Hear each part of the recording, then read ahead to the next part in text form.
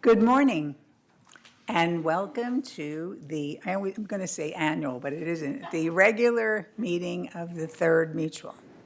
I would like to call the meeting to order.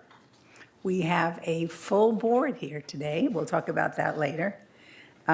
So we certainly have a quorum, and we would like to now ask Director Bruninghouse to lead the Pledge of Allegiance.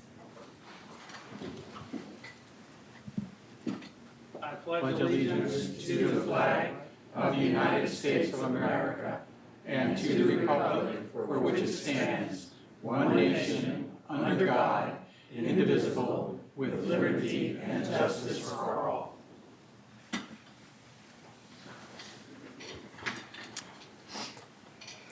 I saw the media come in, so good morning, media.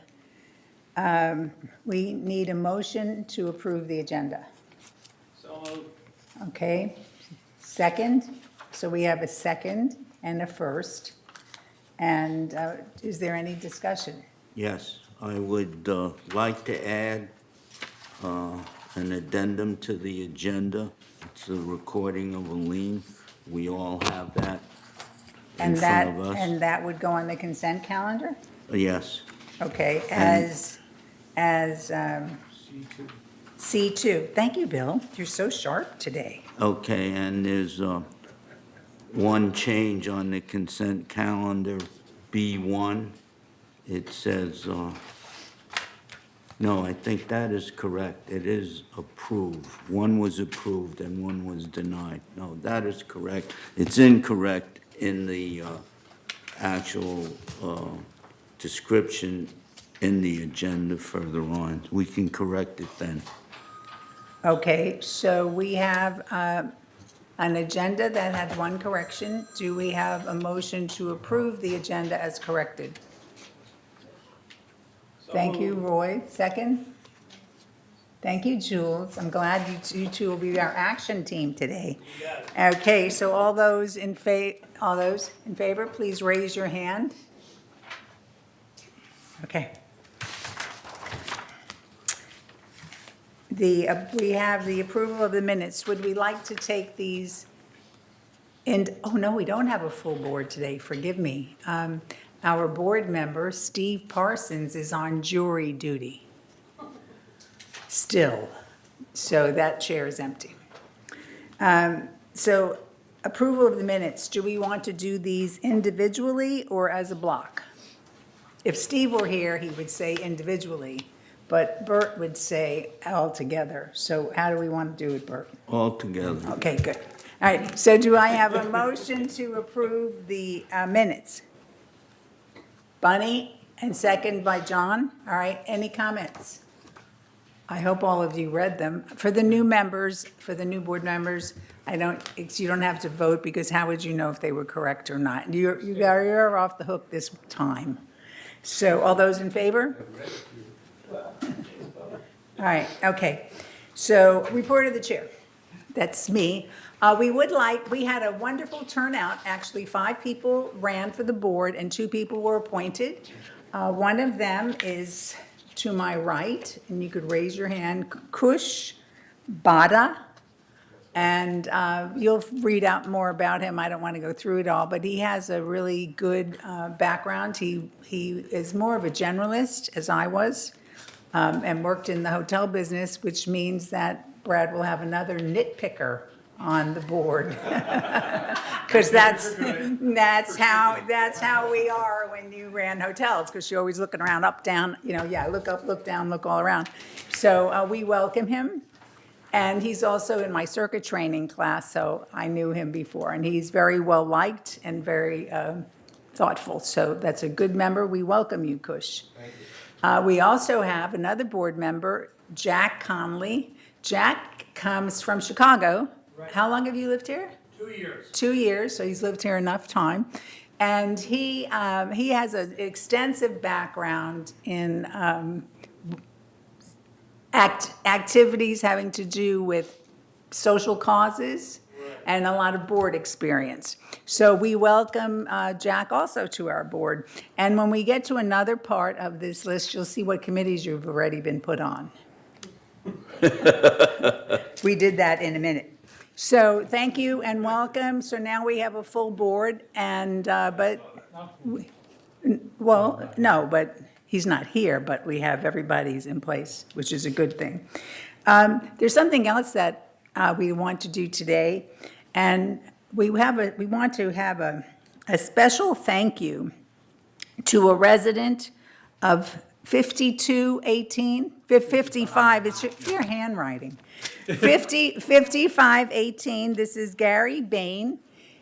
He is the building captain, and it is through Gary's tremendous care of his building that he noticed something that didn't look right, and we actually had the possibility of asbestos in the building.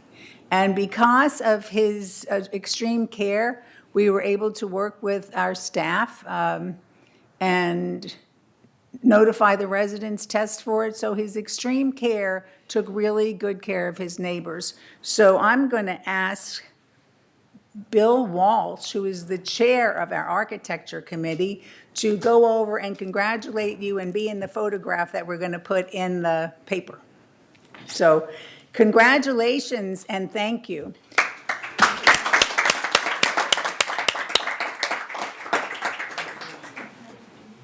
While they're doing that, see, I'm not in the picture for a reason.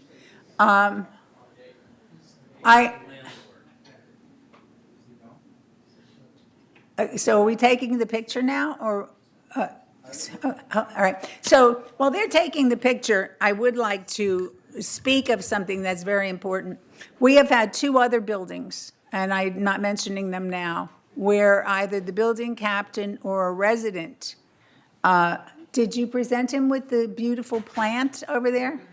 It's a plant. You thought it was a plaque. No plant. No, it's a plant. And he's going to, and he said he's going to give it to his wife. And they're going up to get a camera. Oh, well then, okay. So, we're not confused.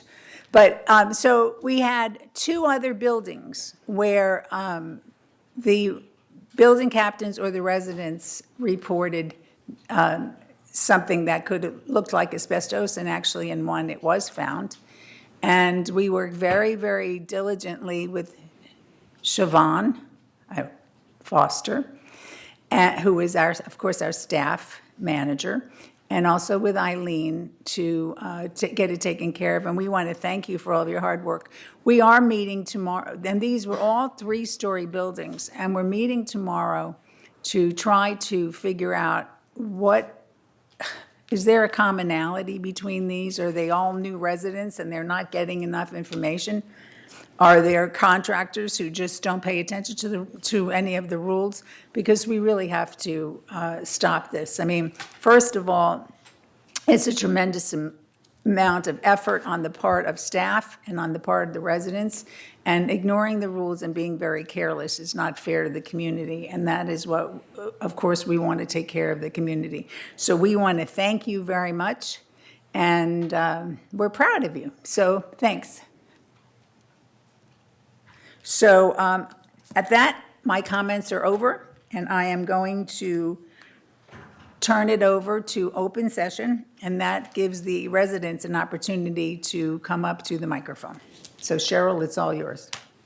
Okay, our first speaker is Chris Collins.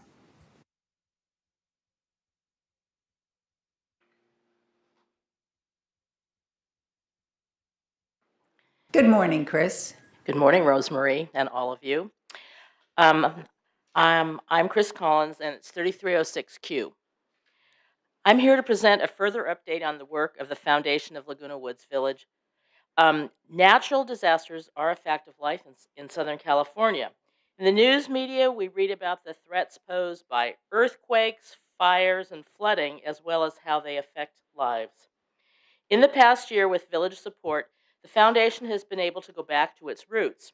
The Foundation was originally created in response to a natural disaster 21 years ago, when extreme flooding hit the village.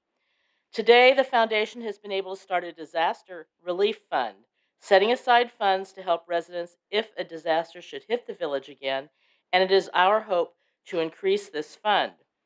In addition, we have the assistance of the village's Disaster Preparedness Task Force and the Village Security Department. The foundation started a new pilot project and purchased earthquake kits for residents in need to be distributed by the Social Services Department. If an earthquake should occur, such a kit can mean the difference between life and death. It contains such essentials as water, nutrition bar, flashlight, radio, and blanket, among other items. Information about applying and to see if you qualify can be obtained by contacting Social Services at 949-597-4267. The Disaster Preparedness Task Force, located in the community center, is open during the morning and has earthquake kits available for purchase for all residents. You can reach the foundation by phone 949-268-2246 or by email, which is thefoundation@comline.com. Please visit our website as well, foundation of LagunaWoodsVillage.org. Thank you so much. Thank you very much, Chris. Our next speaker is Monica Hobson. Good morning, Monica. Good morning. My question, I wanted to know, how do you detect asbestos? Well, the residents in the building saw like white powder on the floor. And Siobhan, if you want to add anything, go right ahead. And why don't you answer that? That's correct. But It's it's not my 3 minutes, please. Oh, all right. that's correct. It's a white powdery substance that they found in the hallways, and then it got tracked down throughout the building. Because I know asbestos only is when you disturb it, so it's in the Correct. top That's on correct. ceilings, yeah. Correct. Okay, so now we'll put your clock back on. Okay. I was here last month in regards to the lease authorization policy, and then I had one exchange with Bert, and I did not want to do any more because it was going to be a back and forth. I have since discovered in the policy you have approved in December, first of all, the resolution is number 318-153. If it was approved in December, it should have been 317. And then also it references a meeting in November 21st. There was no meeting in November. The meeting, it was on the 16th of November.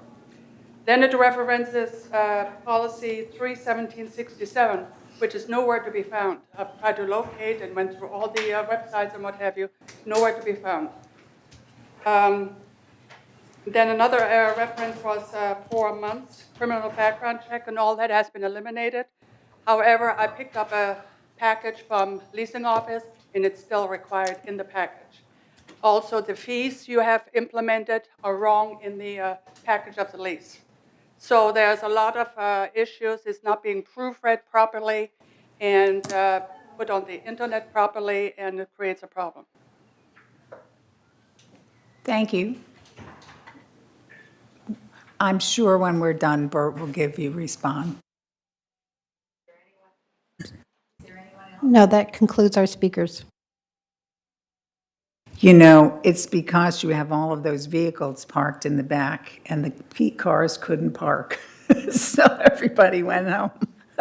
I was thinking about that. So, okay, well, that's it. So we only have one resident to respond to. And Bert, would you be able to do that for us?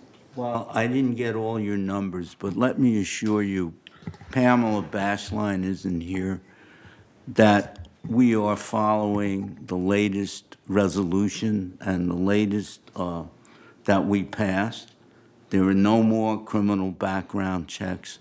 We recommend it, but we don't require it. I'm telling you what we're doing in action. And in terms of the fees, we've gone back to, there's still $180 for the initial fee, and then there's a lower charge for renewal. I think we've been constant on that.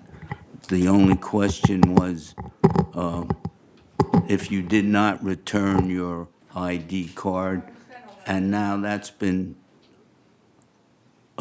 changed again back to the original fee. So that's still an issue. that has to be resolved. And actually, GRF can set the fee for getting an ID card.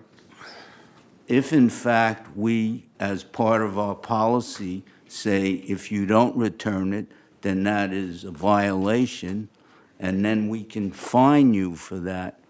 But in order to do that, we have to have a hearing, and we're working on that aspect of the policy. So if you have any further questions, I'd be happy to talk to you about it, and we can straighten it out. Well, Pam is right here. I don't know, she didn't hear your questions, but I'm sure the three of us can meet together and discuss this if you have any questions. And we also have Chris Barr here, and she heads the department. Yes. So if there's any reason why a incorrect or non-updated form is being given out, I know she'll fix it in a flash. I saw her writing right away, so I'm sure she will take care of it. So thank you very much, and thank you for your comments. So we're now up to an update to by VMS, and that is not Director Dwalaby, it's Dennis O'Connor. So please, good morning, Dennis. Good morning. I really want to talk about a report made by Ernesto Munoz on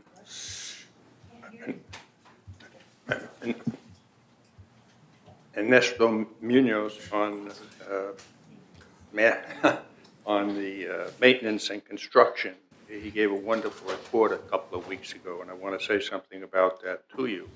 But before I do that, I'd like to tell everyone that we had an awards event, and we had at least 7 categories of awards anyhow, 7 departments, 7 groups gave awards. They were employee awards. The employees selected these people, and it was a continuing event for employment recognition. And we have one of those right here. Cheryl Silva, who has to put up with all of you. And this is a tough job. We've had considerable turnover before that job. I also want to say Excuse me, Dennis, what was Cheryl recognized for? And don't say patience, because that is not a category. excellent achievement. Okay. I wrote it down just as you told me, but I forgot to So tell you. let's all congratulate Cheryl. Thank you very much. I just have one little question, and then, how are these people selected? Are they, because I know that we ourselves went to the front desk, and there are little forms at the front desk here where you can nominate an employee. And we all nominated Cheryl for doing such an outstanding job. So is this person, and maybe Brad has the answer if you know, is this person selected by a number of things, by the department head, by the residents, by the employees? How would they select it? These particular awards, they are nominated by department heads, and it doesn't have to be within their own department. And sadly, very sadly, I'm sorry, Cheryl was nominated by another department head, and then it has to be approved by the department head under which the employee works. Obviously, you wouldn't want somebody recognized who's the subject of some disciplinary matter or something. So Cheryl was nominated by another department head, and then I reviewed it and concurred, and then she was recognized. So that's how that happens. So what happens to when residents who are encouraged to recognize employees, what happens to all of our? Yeah, typically those Nominations. recognitions are relayed to the department head, who then congratulates the employee, and they're made a part of their permanent record of employment here. And then usually the folks who get a lot of that will get a Cheryl Award, Because I just want to be Yes. sure that our. We have a name for it Okay. now. which will So- not be named after Cheryl moving forward. Okay, so the recognition by the residents influences the department head? Yes. Okay, I didn't want us to be filling these forms out and have them wasted. So, thank you. Go ahead, Dennis. As most of you know, we've been thin at the upper levels of our financial department. Betty Parker was ill for a while. She's back now. But now the controller left, and we just hired another controller. He's not starting for another month. I don't think it's been announced yet, has it, Brad? No. No, it hasn't. His name is Steve Ormuth, and Brad's very excited about him. And he was interviewed by a committee, which had at least 2 VMS board members on the committee. As well as either board members from the other boards, or for Yes, us, that's right. for third, our advisor, Wei Ming, was on the interview panel. Yes.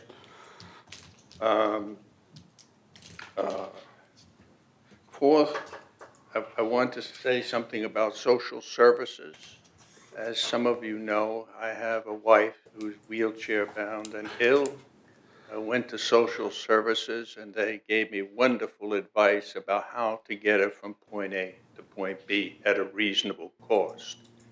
I was hiring medical transport, probably cost about $80, $100 a shot round trip.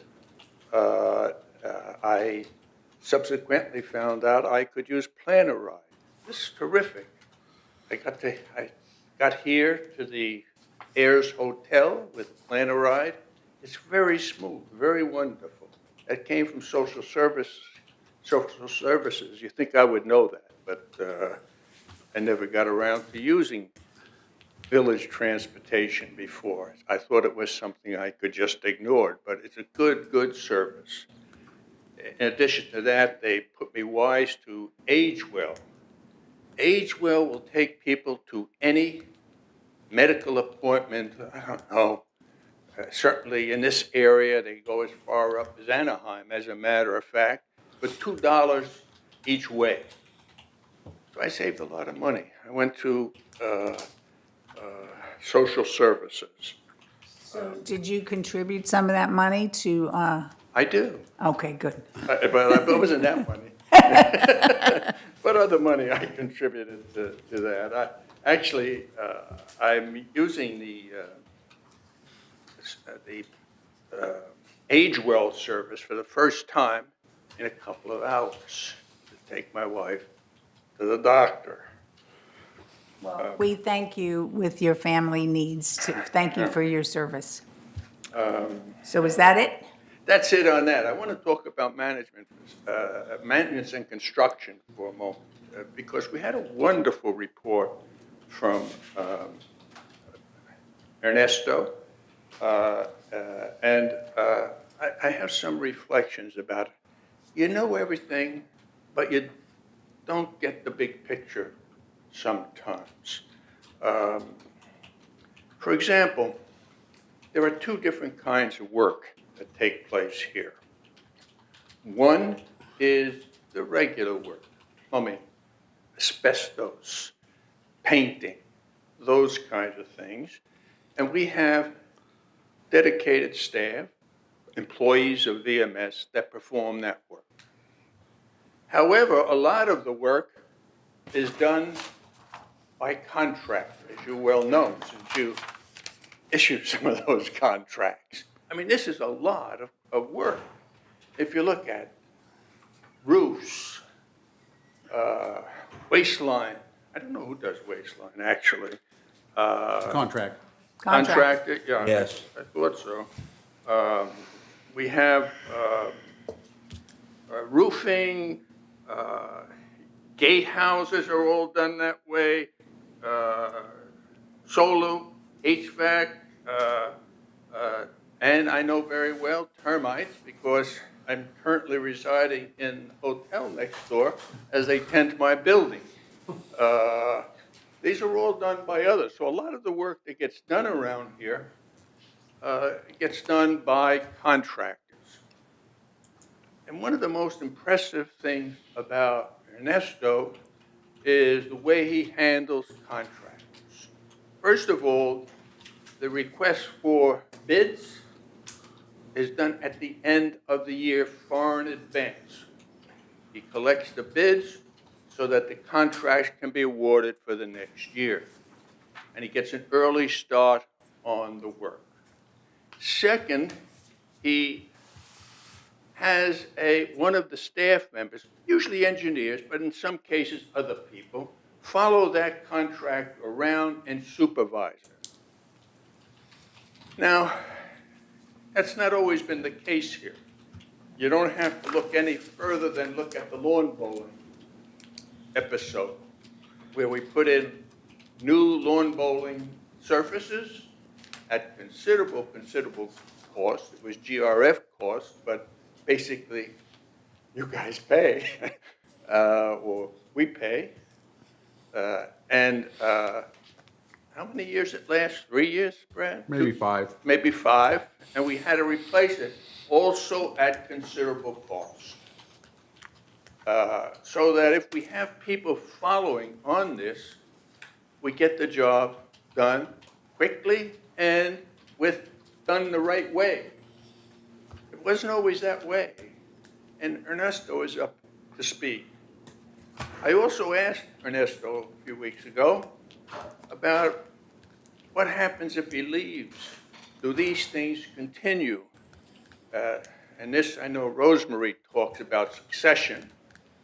We did not talk about that, but he pointed out that he has developed standard operating procedures that will make the transition to the next, whoever it is, a lot easier than Ernesto has. One of the great things Ernesto has done is he's put these things in procedures. Steve would be real happy about this, incidentally. It's too bad he's not here.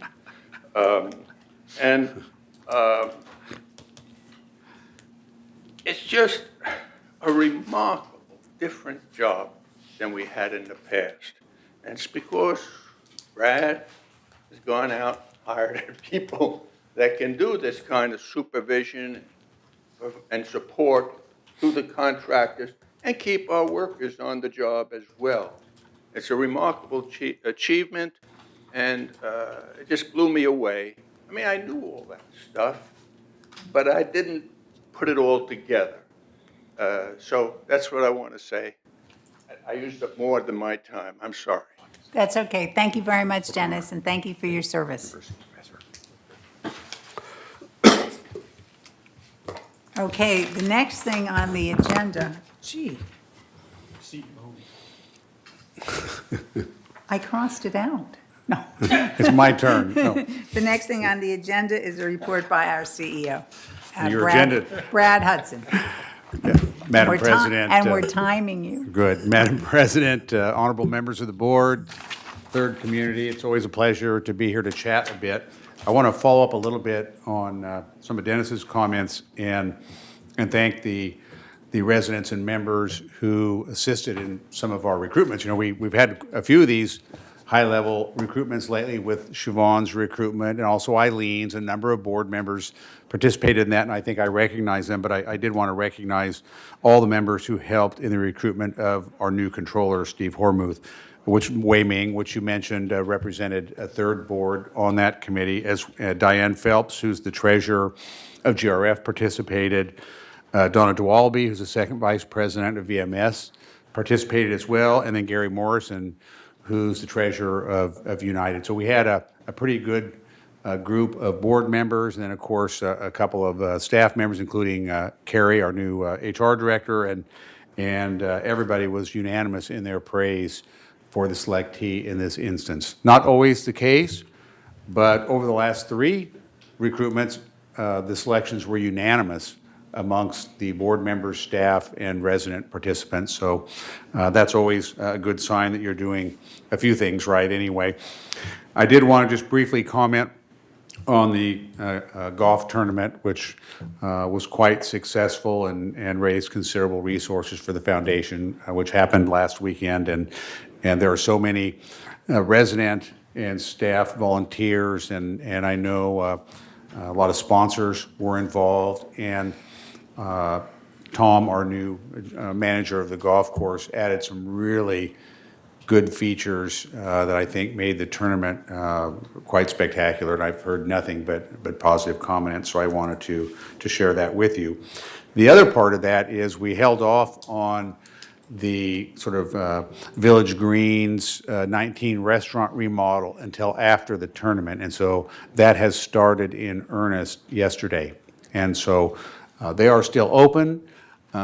There will be some slight disruption, but I wanted residents to be prepared that if you go over there in the next week or two, it won't be exactly like you probably remember it, and some things may be in progress. So I wanted to share that. How long will the remodel take? I don't think it's going but a few weeks. I don't have the exact schedule, but it's not a difficult job. They're doing some carpet and some furnishings and paint and those sorts of things, moving some TVs around and making adding some storage so things aren't out so much. Little things. I think it'll make a big difference. So that's going on. I just want to touch on a few things. I know a lot of your committee reports will cover some of this, so I'll just briefly touch on it. And in terms of your programs, as you're well aware, the dry rot study is back, and it's I think it took a representative sort of sampling of 20 different buildings and analyzed them for various dry rot components. And I'm sure John or Steve or somebody or Bill will report on that. But I think it was maybe too optimistic a study, but we'll look at that because I think maybe the buildings we selected were in a little better shape than the average of all the buildings. And so you never know when you're doing that, but I think it's a very good effort and will give us a good jump on moving forward. The GV breezeway project's moving forward, and according to Ernesto, it's been pretty much hitch-free. And then, of course, all your programs, paint and concrete, trees, prior to paint, all those things are moving forward apace as we would expect.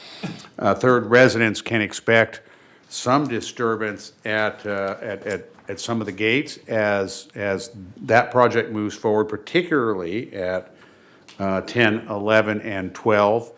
They'll also be tinkering with 4 over in United, but that shouldn't affect your residents. And that is sort of a remodel, clear up the dry rot, add new air conditioning and computer systems and all that to prepare these gatehouses to accept the technology that will be coming later in the summer. And so expect that. The arms, the gate arms and that technology, the cameras, at 7, 8, 9, and 14 will start in earnest. Ernesto says in August. So do this piece first, complete the engineering. Each one of these gates is its own individual plan. They are each unique and different and have to be designed as such. We have a real good team working on that. I really don't expect too many difficulties unless it is something like we saw at Gatehouse 5, where there was never permitted electrical service. They just pulled it off somebody's manor. And so we fix those things when we find them. And so we're not anticipating that sort of thing, but who knows? I have a question. The gate going into, I always forget the gate numbers, where you go to the library is gate 1. Okay, all right, I figured. Well, so I went to the library last night to a book club, and they have like these mats now. Like instead of going over the bump, the bumps that they constructed, right, they sort of look like they had a mat on it. What is going on there? Well, I think that's more of a temporary sort of hump that we put in place. To try to make the hump less of a hump, because Yes. they're so high they could take off the bottom of your car. Yeah, well, So- the one at 7, and I haven't seen the design there, but that's called a table, and it's a big table. Yes. And so my suspicion is that will likely have to be removed or reduced considerably in order to accommodate the technology we want to deploy at that gate. So what about at one? I think one is probably one of your more complicated gates because it is very, very busy. And that gatehouse they constructed, I guess it's been a few years ago now, is at a kind of a peculiar angle. And so it narrows down the lane width there. And so we anticipate that to be one of the more challenging gates, and unfortunately, it's one of the busiest. And so we haven't made any decisions, but you may end up with a situation where you don't allow commercial traffic through there. Again, I'm going to wait till the engineering studies come back, but that's one of the things we've talked about because it's just the geometrics are horrible. We're not going to tear out a brand new, incredibly expensive gatehouse that was constructed, and so we've got to try to work around that and keep the volumes right. And so where we have a lot of room in that area is gate 3. And so I think you got to look at the assets you have and then try to route the traffic there to the most appropriate gate. And so that's one of the ones we may take a look at. Thank you, Brad. I did want to share, Chuck did a presentation to a number of the clubs, the video club and the camera club, on this whole portfolio of technology initiatives. And it probably took an hour and a half. Actually, it was probably a 45-minute presentation, but it took Chuck an hour and a half, because he's got to get into the minute detail of how all these pieces work, which is what's special and what we love about him. But there's a number of things I just wanted to share with you that we're doing and piloting. The first of all is our queuing system, which we've been piloting for about a week now in the lobby. And so residents come in, there's a little mounted iPad there on the counter, and they just type their first name and manor number and what they're there for. They just click a box, and then they go have a seat. There's no line. There's no shuffling of the chairs. We had the chairs in a line, and every time somebody moved up, you had to switch chairs, and it was quite peculiar. So that's all gone. And so go have a seat, watch a little TV, have a cookie and some Coke or a coffee or whatever we have down there, and then we'll call you when it's your turn. So that's kind of a prelude to this new service model that we're looking at putting in place down there that is much friendlier and much more comfortable for our residents. I'll talk a little bit more about that later. So that's in place. Some of the things we're working on, you heard Dennis talk about Plan a Ride, and it is a great service. Particularly if somebody's has mobility limitations. We can come right to your manor, drive right up the cul-de-sac, and pick you and take you where you want to go within reasonable distance of the village at no cost. One of the limitations of Plan a Ride is it's always been a one-to-one ratio, one vehicle, one rider. And that's really good for that one rider because you get there really, really quick. But if you could pick up another rider or two along the way and not slow down your time too much, that would be much more efficient. And so we're testing some software right now. So if somebody calls in the midst of a ride and they happen to be next door to the person we're picking up, we'll just grab them too. And so it will evaluate all the vehicles we have on the road and select the most appropriate vehicle for that sort of instantaneous ride. So that's all in pilot right now. We're not really doing much of that as we speak, but I think it's a very good example of the technology we're putting in place. So we have a brilliant idea as it relates to Plan a Ride. We believe that the vehicles should have some kind of notification on it as to what they are. No, I think that's a good idea. Okay, because I saw a woman waiting. I saw a van pull up, and they didn't know that they were there for each other because it just said Laguna Woods Village, so she could have been getting into a landscape van. I mean, it wasn't Rusty. Right. So she should have known. But, so I said, a good thing that the resident was very mobile and actually said, I think I'm going to walk over to that van and ask him if he's my ride. Yep. But otherwise, one was there and one was there, so we brought that up yesterday.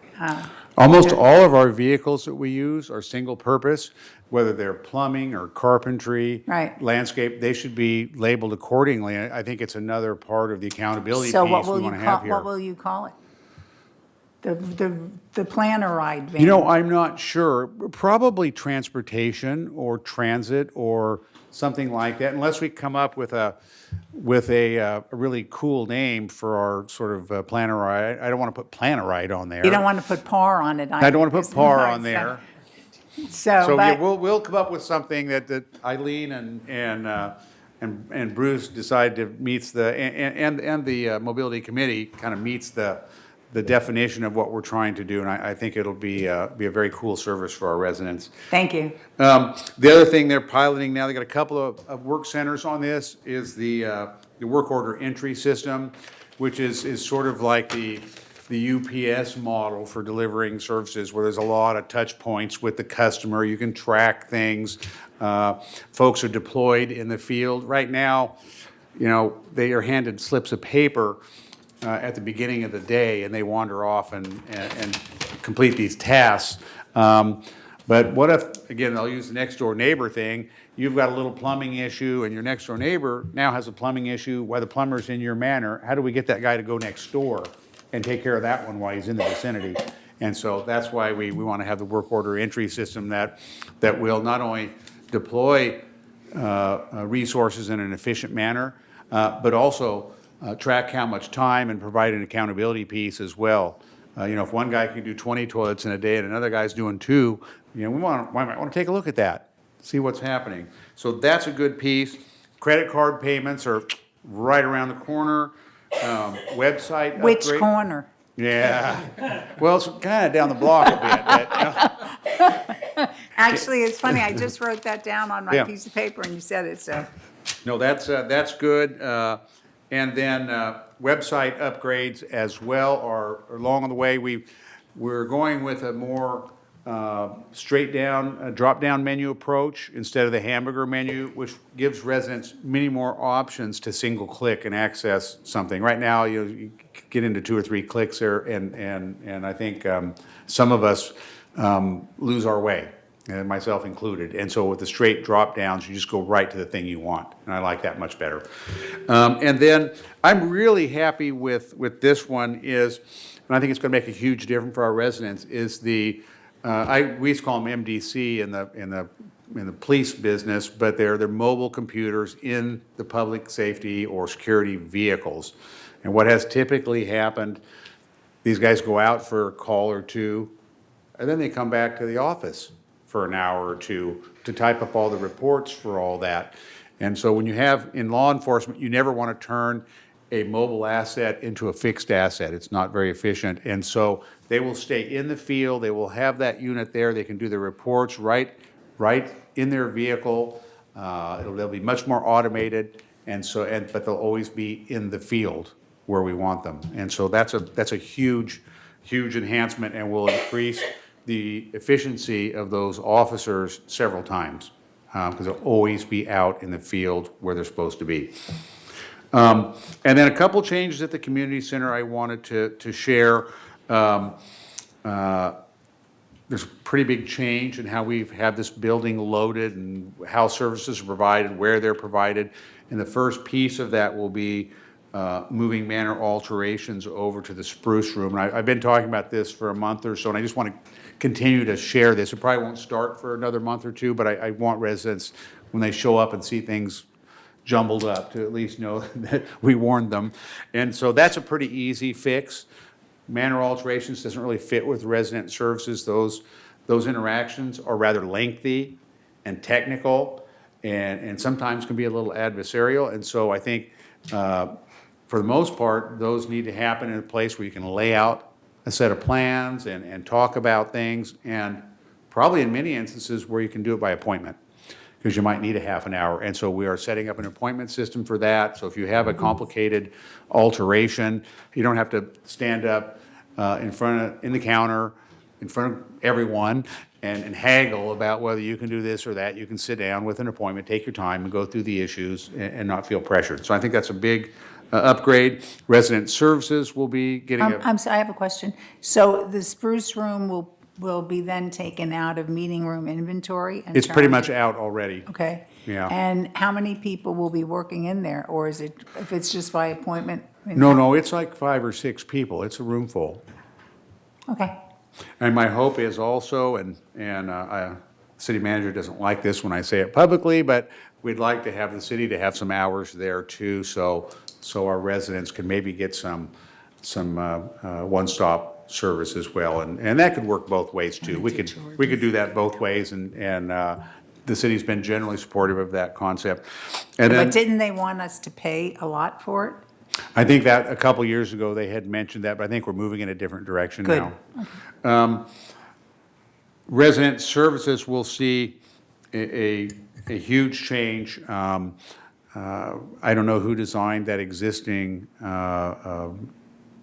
service counter, but it's a very high, they had stand-up waiting there for years, no chairs, and so we removed a lot of that, but we're going to have a sit-down service where residents will be called by first name, and they'll be provided very comfortable service. The other part of that, which is very important, if you go back there, you'll see there's 2 and 3 employees to every cubicle back there who are in the call center. It's just not set up for that kind of thing. So we're going to get that squared away as well.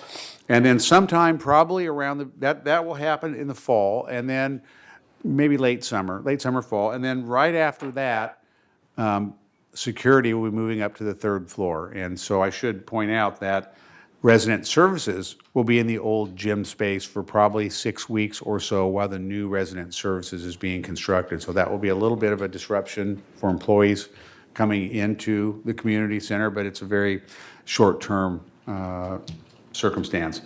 And then security after resident service is done will go up to the old gym space along with compliance. And then the very last phase of this is moving security dispatch over to this building up where generally compliance and TV6 is. There's space up there. And then that will basically bring all the critical components for emergency services into one facility that we can provide appropriate backup generation and have a emergency operations center that is fully functional here in the village, which we don't currently have. So all those things kind of coming together, improving customer service, improving our preparedness for disaster, and being much more efficient will all kind of come together probably by the end of the year, maybe extending a little bit into next year. And then I wanted to also just announce to the community, and you already know, but that we have a new art exhibit here at the community center, and we certainly invite residents to come and take a peek at some really wonderful art that has been produced by a resident artist, and there are many of them. It is a very active group. And then we're hoping to add, and I just talked to a lady, to add maybe ceramics display here as well. We have an awesome ceramics and slip casting program, and it would be nice to add some of those pieces here as well. And then lastly, I did want to share a couple of events, and I think it's this Saturday, yes, May 19th at 11 a.m., Pool 1. We have our second annual Water Safety Day. And so we ask the residents and their families to come, and then we'll have some exhibitions by Premier Aquatics, local paramedics, Orange County Fire Authority, Station 22, and we'll do some mock rescues, and we'll have guest speakers. And I suspect, as typical, we'll have a few snacks out there, and just a good time to talk about water safety. Don't get in the pool within 20 minutes of eating the snacks, please. And then lastly, we have a Memorial Day ceremony, May 28th, the Performing Arts Center. And this one will feature members of the Marine Corps, the Korean American Choir, and American Legion Post 257.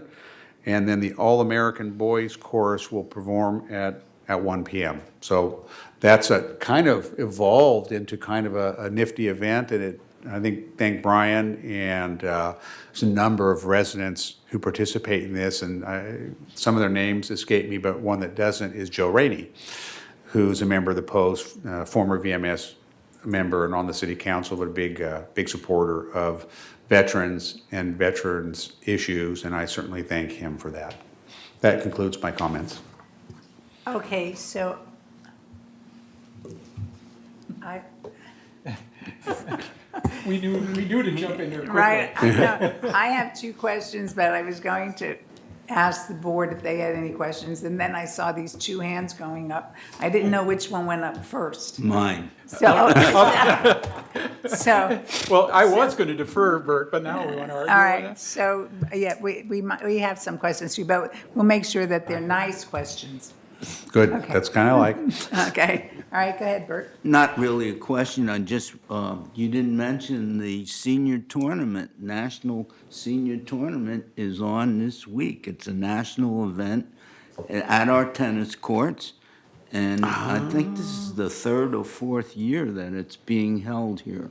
So it's quite an event. Everyone is welcome to attend. I'm sorry?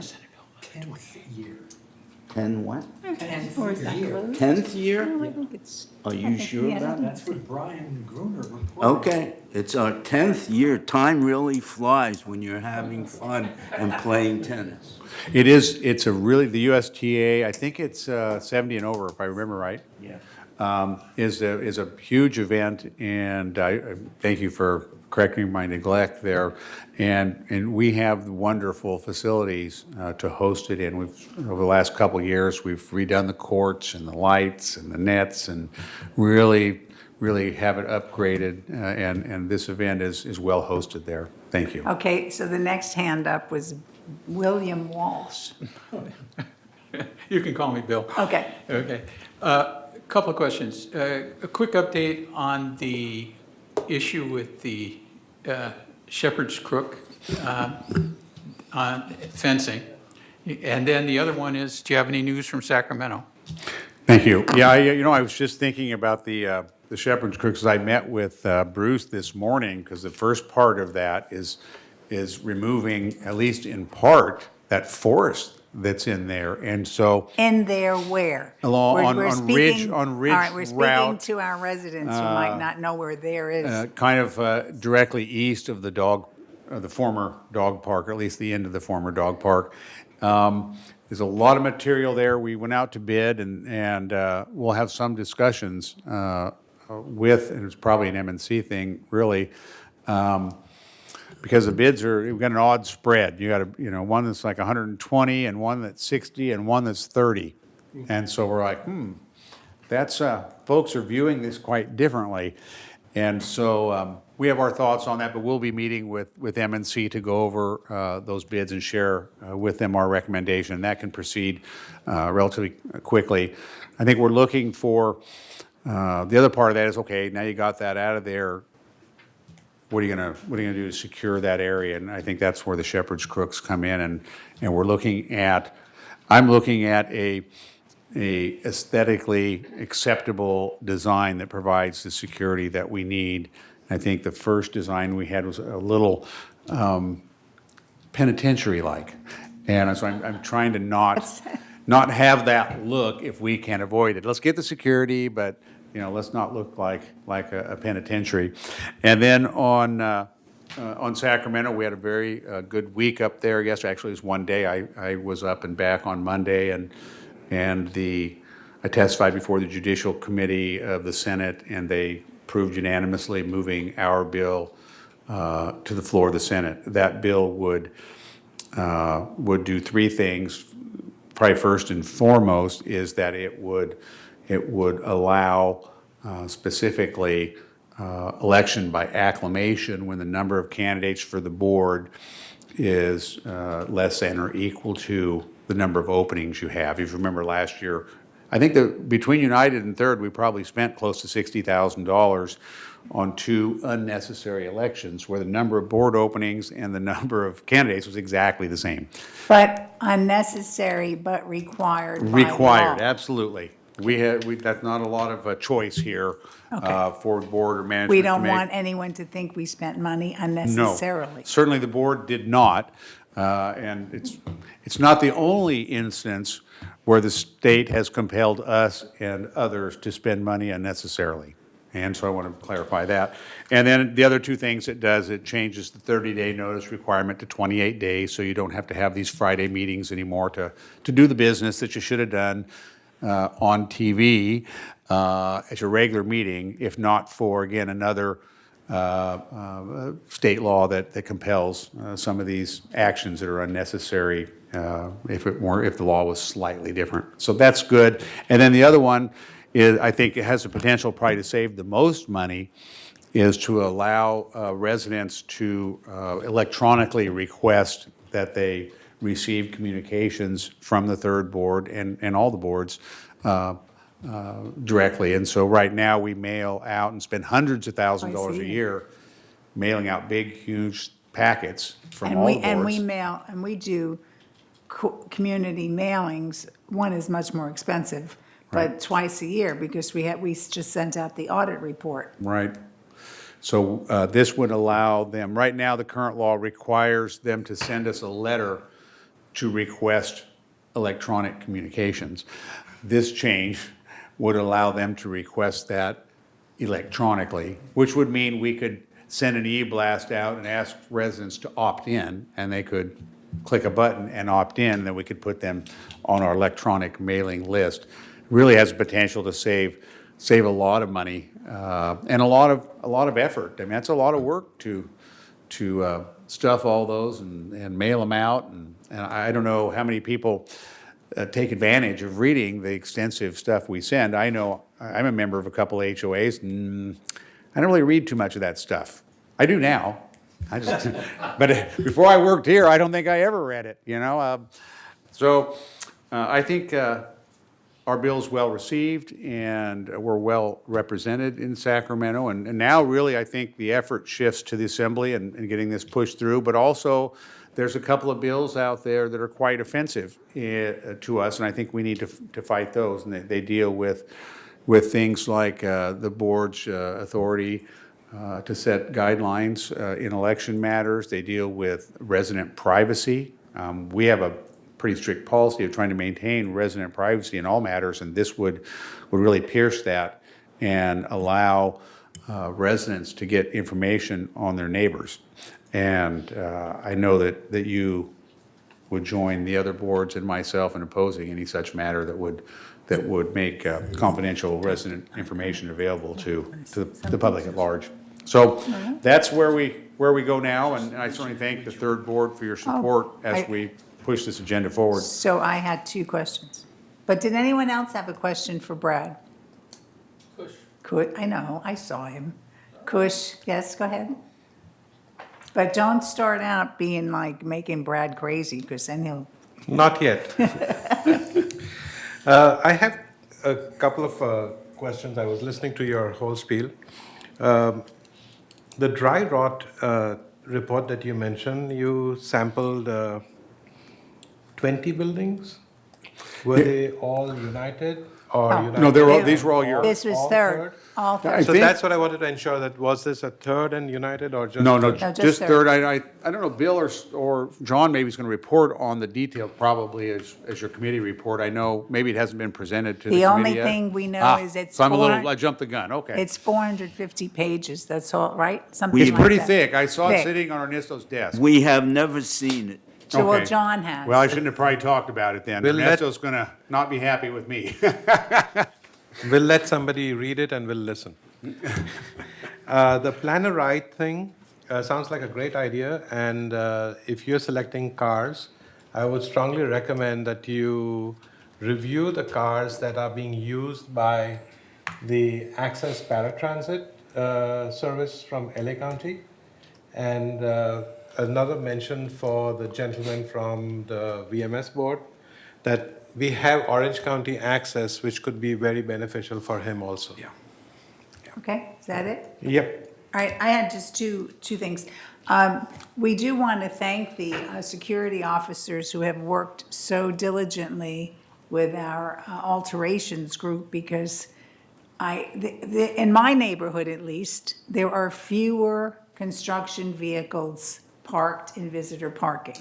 Doesn't mean to say that they're not in there working without permits stuck to their windows and all that. They haven't gotten that under control.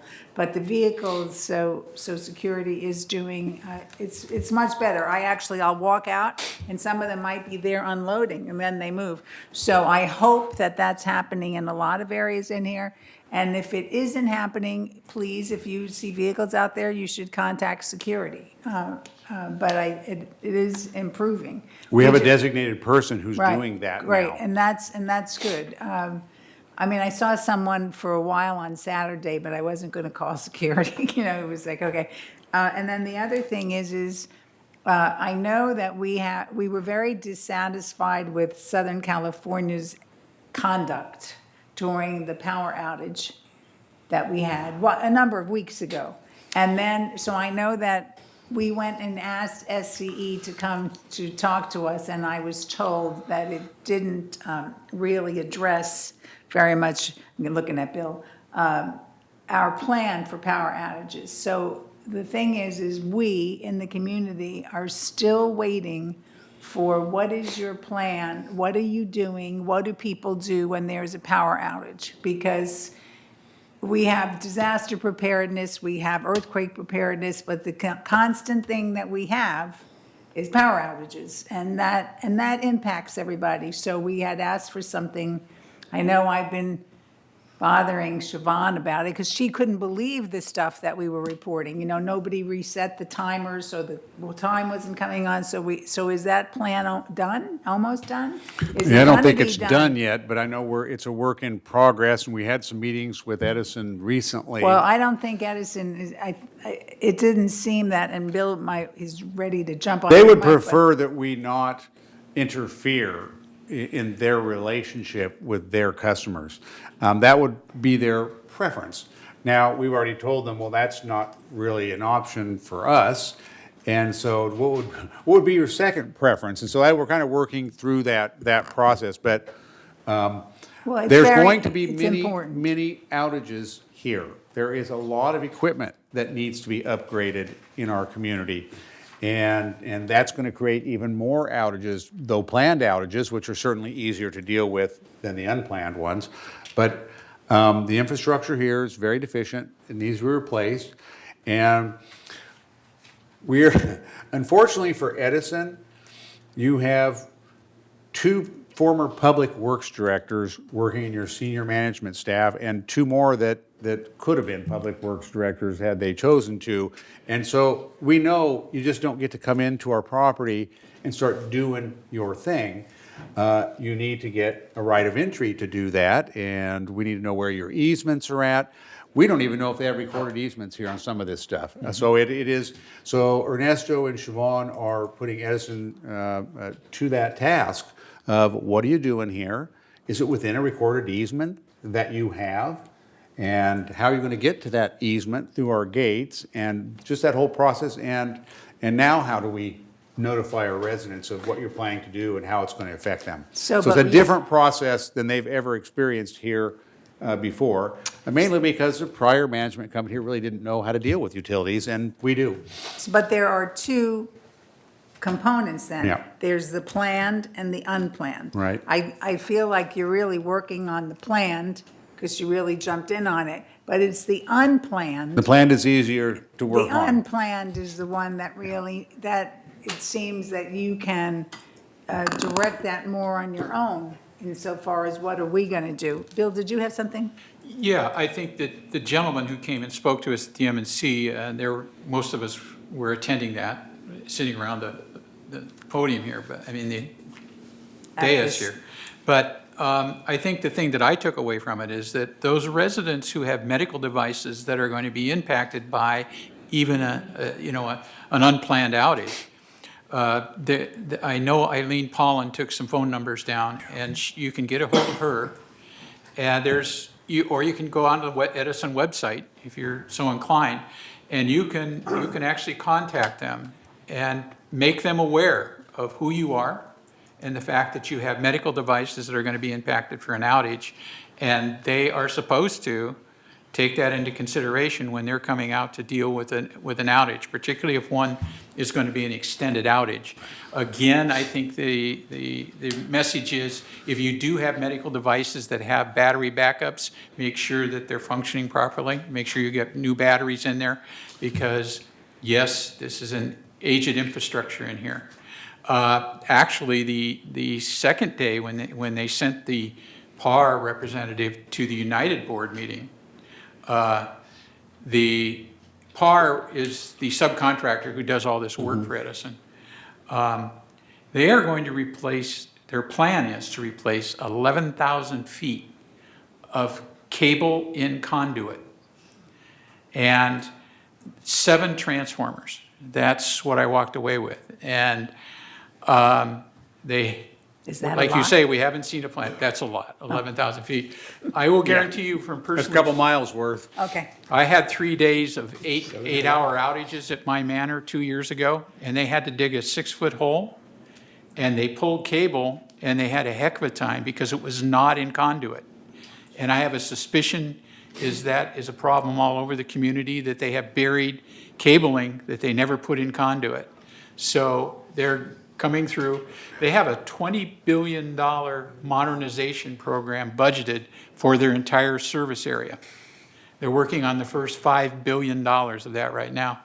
And I know Ernesto, I know how thorough he is, and I know he's reviewing that plan, and he's been asked by many of us on the Energy Committee to see if we can't get them to upgrade the size of our transformers out there, because we know, this is propaganda on my part, but we do know that more and more car companies are building electric vehicles, and we are going to have more demand in our carports and our garden villa garages for access to more power to charge these vehicles.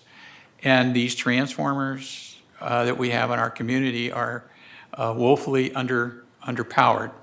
That said, basically, we're waiting for Ernesto to come out with a plan to see how much of it this upgrade affects United and how much of it affects Third Mutual. So, One further comment on that. Sure. The Edison guy told us, the Edison presenter told us that critical care customers should identify themselves to Edison, and then he gave us a phone number, and also identify how they want to be communicated to. And the phone number, of course, is 800-611-1911. Thank you very much, John. And I have one last question. So, I did want to say, we did send out an e-blast with some of this information a couple of weeks ago. That's probably needs to become part of our portfolio, kind of like illegal dumping and get a permit before you start construction, that every month or so you have slipped that in. Yeah. I've heard, so new construction, and of course, we don't have new construction in here. People have to put solar now, is that correct? Is that a legislation that's passed? So would it make any sense, that we would be notifying a resident, and I'm talking about in 1-story or 2-story, certainly not, that we're gonna be doing your roof next year. This might be a good time for you, or that doesn't matter to us? Or did I open a big can of worms? I think Bill was. I don't know. I inhale. He almost had a heart attack. Okay, New construction. No, New I construction. understand. No, I know new construction, but I was just trying to offer a service I didn't know if it was a service to our residents, because one of my friends has solar, and she told me that her electric bill is 12 cents. Well, that's pretty nice. And I said, wow, There's always the other side to it. Okay, all right, well, I just thought of that, all right, forget I said it. Kurt is back there throwing things at me, so I'm not even gonna go on from there. Okay, we're moving along now. Thank you very much for your comments, Brad. Thank you. I'm not gonna have any more M&C or construction kind of ideas, I'll just be a nitpicker. Okay, the next item on the agenda is the consent calendar. And But there's still a correction that has to be made. so we can make a motion, and then you could. Yeah. All right. So do I have a motion to approve? Look at everybody's leaving. Oh, thank God Siobhan stayed. Okay, all right. Do we have a motion to approve? Must be the something you I said. know, he's going to check on solar. Do we have a motion to approve the consent calendar? Thank you, John. Moved by John, second by Roy. Okay, any comments? Bert, I thought you had a correction. Yes. For, let's see, it would be B1. In the consent calendar, it says approved tree removal request. In the actual resolution, it says tree removal denial. And I went back and I looked at the actual landscape committee, and it was approved. It wasn't denied.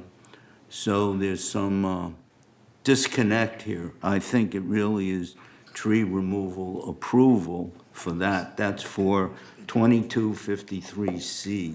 So you're basically saying that the backup material has an inaccuracy. Yes. So how do we correct that, Cheryl? Can we vote? On the consent calendar, it says approval. Right, so we So could. we could We vote approve on the the But consent the actual and then take the resolution, resolution and make a change at that time, no? We can make a correction to the resolution. I would ask Director Tung if the resolution is correct or needs to be. Yeah, I don't know how you made it a mistake. Well, she doesn't make the I- mistake. No, I mean, the resolution. Cheryl doesn't make mistakes. Sorry. No, I mean, my question is, how did that mistake came about? Everywhere we approve, Okay, Why is so we want to then have that page, correct? Yeah, just, okay, so, I think if you look at the, it may be in the report, in the Minutes. actual agenda. If you look at the landscape report, I think it may actually yeah. cover Well, that. what happened is, the first, staff recommend to deny. But when we toured the site, we decided we approve it. That, maybe that's where it came from. So just change that. all right, so we're Yeah. going to vote on the consent calendar the way it Yeah. reads, and we're going to ask for modification in their paperwork, Yes. or correction in their paperwork. Okay, so we have, so you didn't change the consent calendar, there was no modification, you were just pointing something out. So we have the consent calendar, motion to approve, we have a second. Is there any further discussion? No? Okay, all in favor? Okay, everyone's in favor. Unfinished business? None? How could that be? Yeah, we finished We everything. finished everything, good, all right. So now, let's go over new business, and as we go over new business, I will turn it over to Bert Baum. Well, I have bad news and good news. The bad news is there are 7 resolutions here, and they're all alterations. The good news is I really don't have to read them. Our attorney has agreed that it's not necessary to read the resolutions at the meeting. I pointed that out at our last meeting. They're part of the agenda package, and also you can go to our website and find them there. At least the website as it was constructed. If you go to residents, and you go to Third Mutual, and you look at documents, and under documents, you will find both agendas and resolutions, and I think even board meetings. And so you can read them there. So rather than read each one, I will just give you a brief review of each one of them.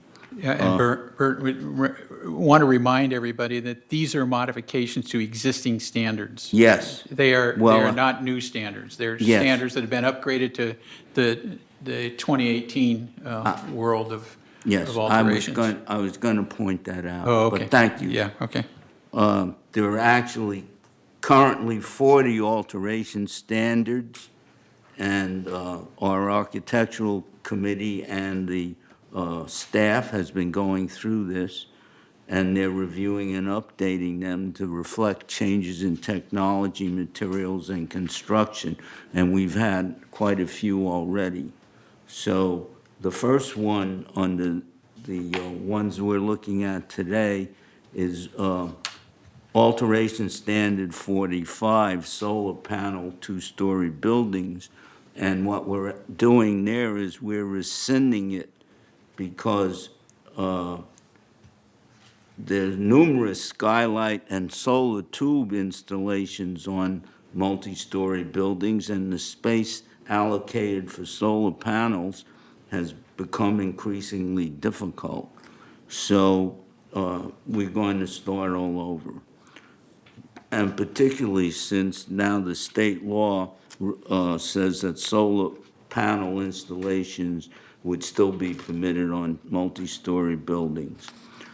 What happens now after we rescinded this is each case will be looked at by itself individually.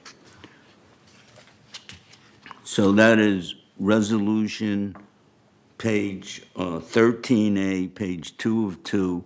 It's rescind standard 45, solar panels on two-story buildings. Okay, the next one is, and that's on, this is 13B, page 1 of 11. Again, I'm not going to read all 11 pages. This is revisions to alteration standard 5A, satellite dishes, one-story buildings. Okay, and this was last revised November 2013. So it's been 7 years since this has been looked at. So,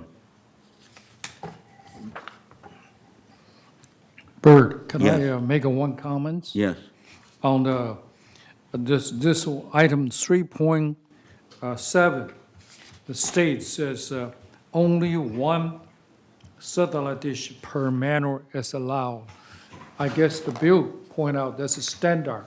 However, I want to make a comment is one is maybe one set, because in my case, I got approved.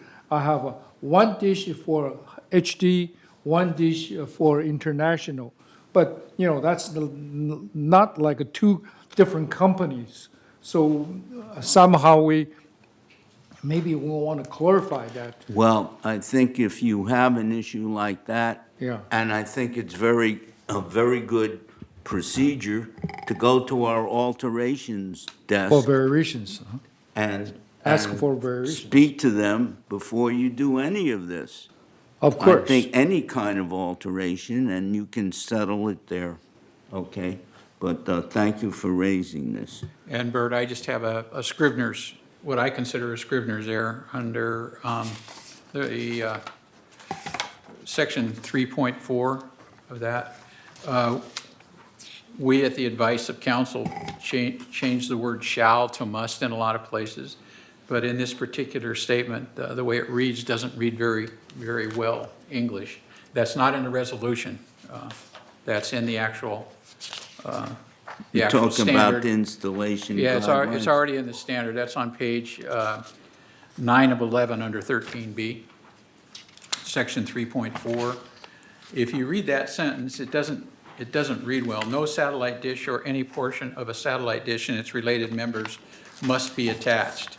You start out that sentence off with no, and it doesn't read well. So I think the word shall or will or whatever, shall is probably the better word. So please repeat Page- that.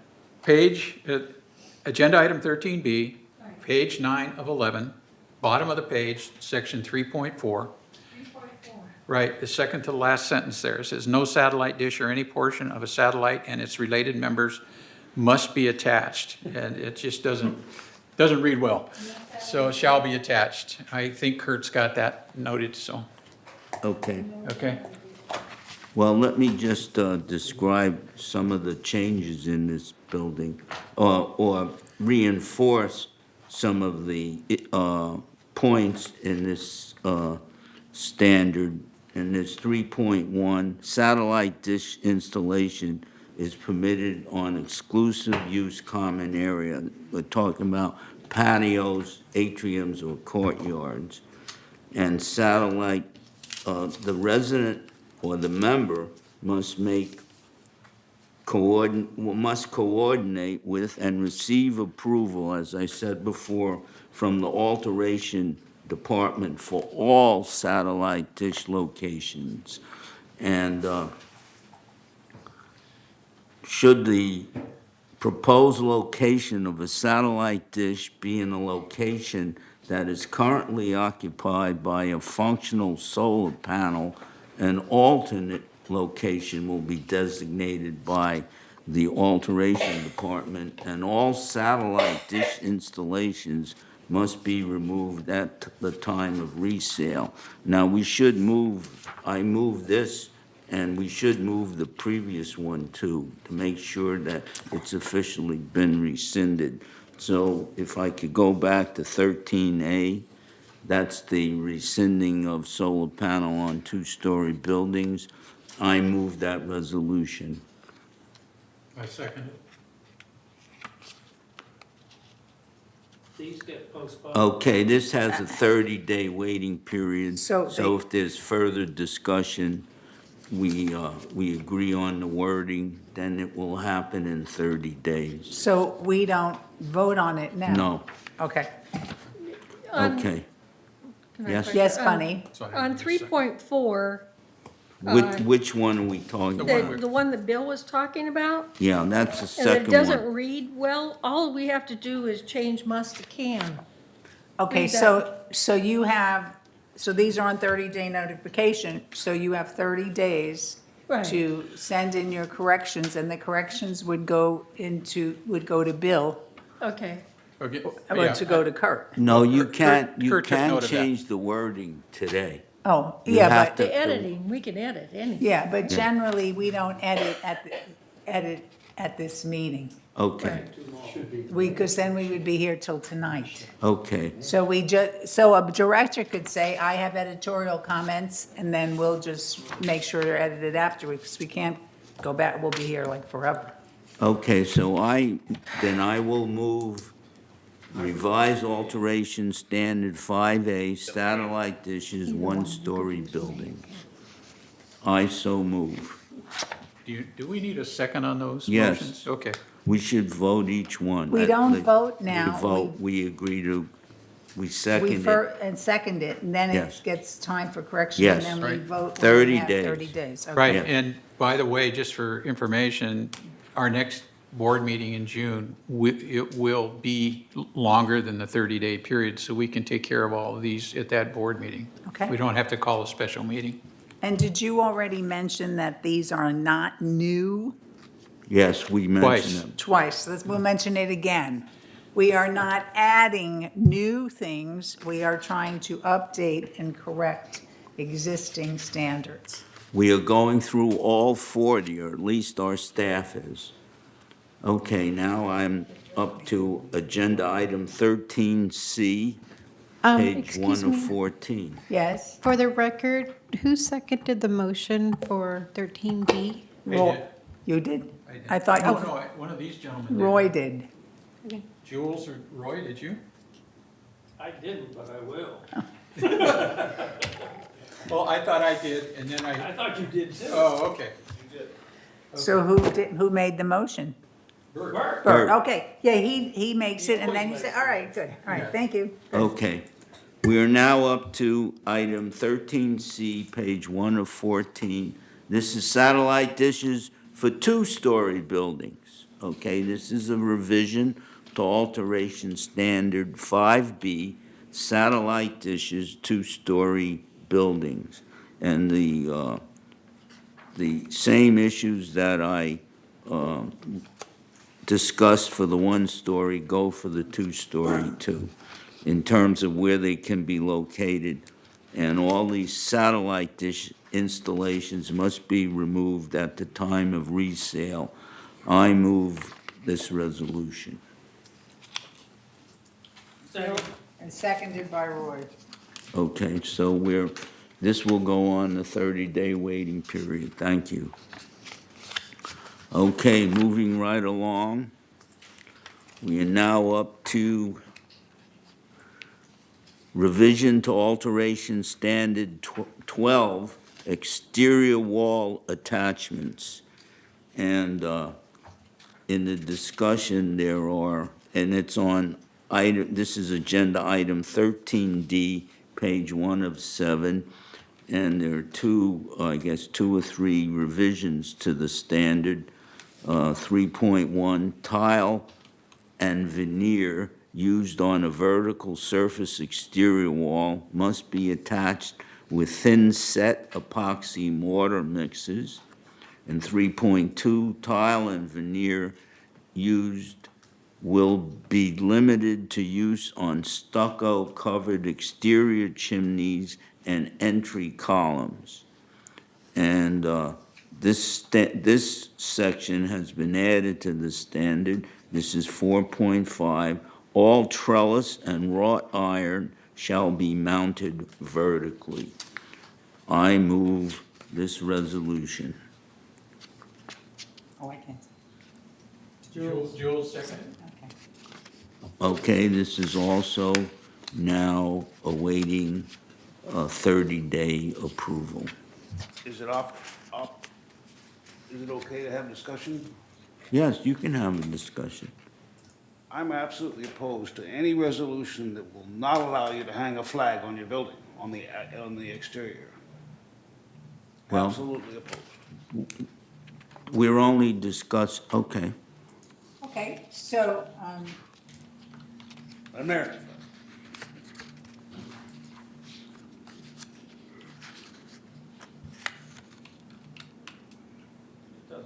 so we can we have 30 days to go over this. We could check with our legal department to see if there's any reason why you cannot allow that, or if there's anything wrong with that ruling. And then also, and then we'll move forward. So, okay? And I think we could discuss it with Kurt. And we'll to discuss it with see- Kurt. Okay, To see so- if there is. Kurt has a comment on that. No, Kurt is not going to, Kurt won't make a comment now, but he has 30 days to work with you to make it something that you would vote for. Thank you for bringing that up. Thank you, John. And now we will move right ahead to agenda item 13E, page 1 of 6. This is revisions to alteration standard 16, garage doors. And this standard was revised last in September 2015. Now, these are the new additions.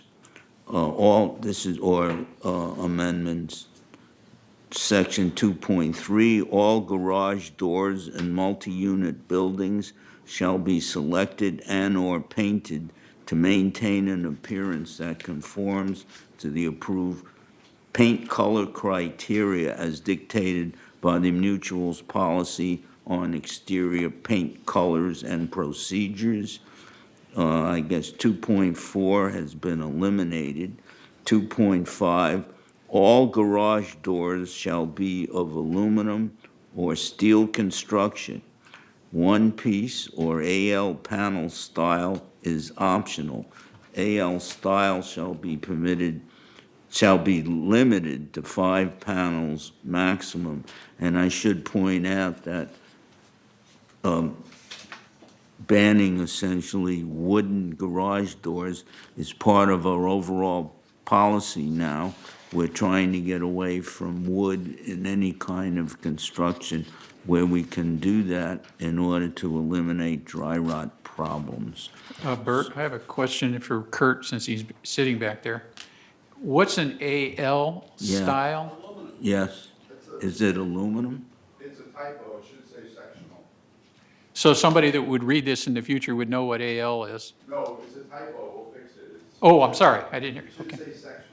Section, okay. Yeah, Thank well, you. that's throughout. You have AL in a few places in this. So anyhow, okay, should be sectional. Thanks for pointing that out. So we can change that to sectional, correct? Cheryl, do you have that? Thank you. Okay, I move.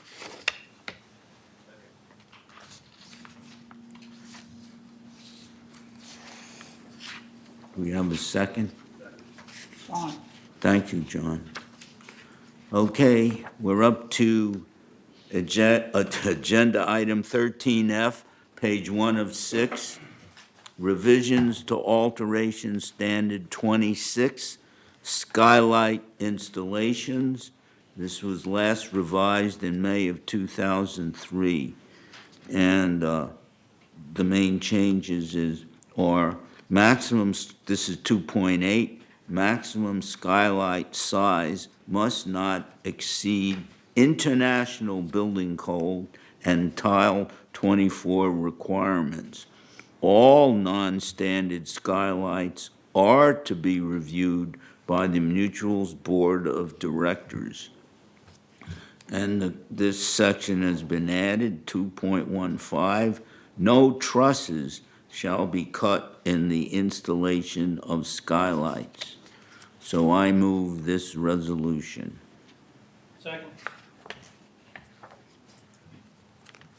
Any further discussion on wording, et cetera? Okay, we'll move right along. This is the last of the alteration standards. And this is on item 13G, page 1 of 14, revisions to alteration standard 27, tubular skylight installations.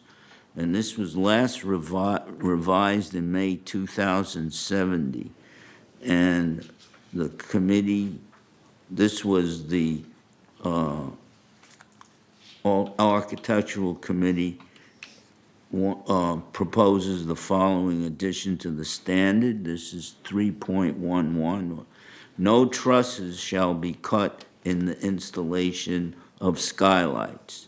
And then the committee also proposed the deletion of the following section of the standard, that's 4.2B, an in-progress inspection by the Permits and Inspection Office is required for all tubular skylights installed in 3-story buildings. I think that here again, before you put in any kind of alteration such as a skylight, you should confer with our alterations department. I think they've been very amenable to talking to you and want to make sure that everything proceeds in the correct fashion. I move this resolution. Thank you. Seconded by Jules. Thank you. Okay, thank you very much, Bert. You're It is welcome. now time for the committee reports. And the first report is the report of the Fire Committee. Oh, my goodness. The Finance Committee, and that will be done by Director Bruninghouse. Cheryl? Okay.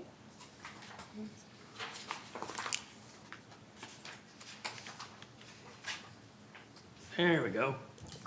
The financial report this month is for the first quarter as of March 31st, 2018.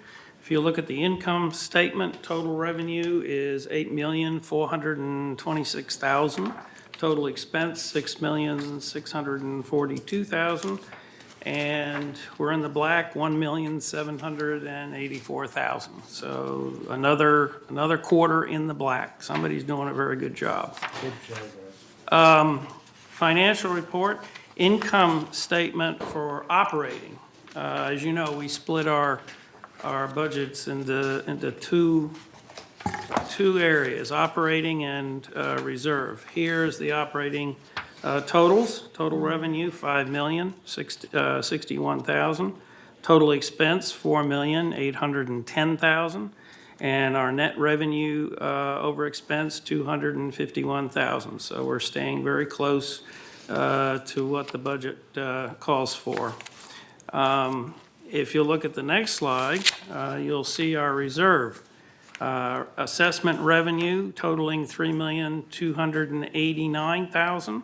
Non-assessment revenue, $76,000. Total revenue, $3,365,000. Total expense, $1,832,000, for a net revenue of $1,533,000. You'll see in a minute that our reserve totals almost 30 million right now, which is very, very good.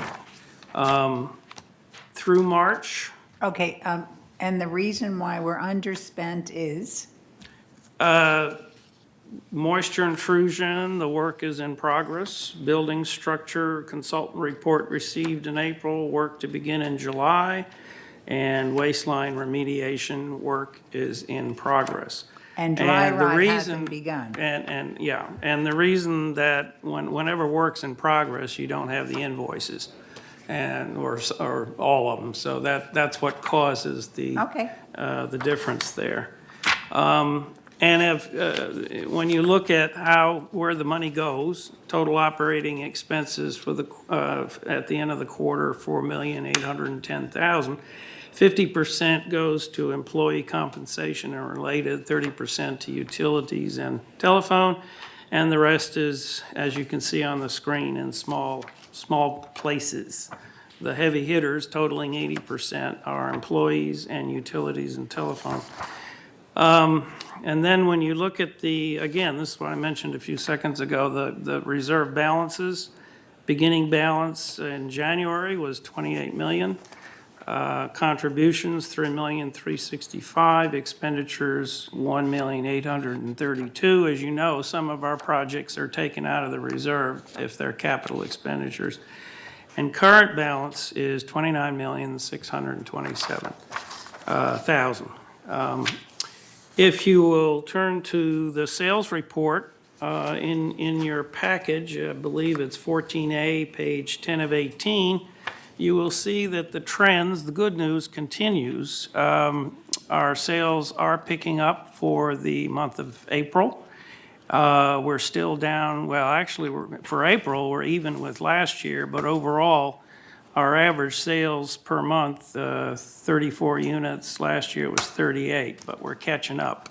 The very good news is to take a look at your average resale price in third, which continues to go up. An average resale price of $412,415 for this year. Over last year, it was $378,860.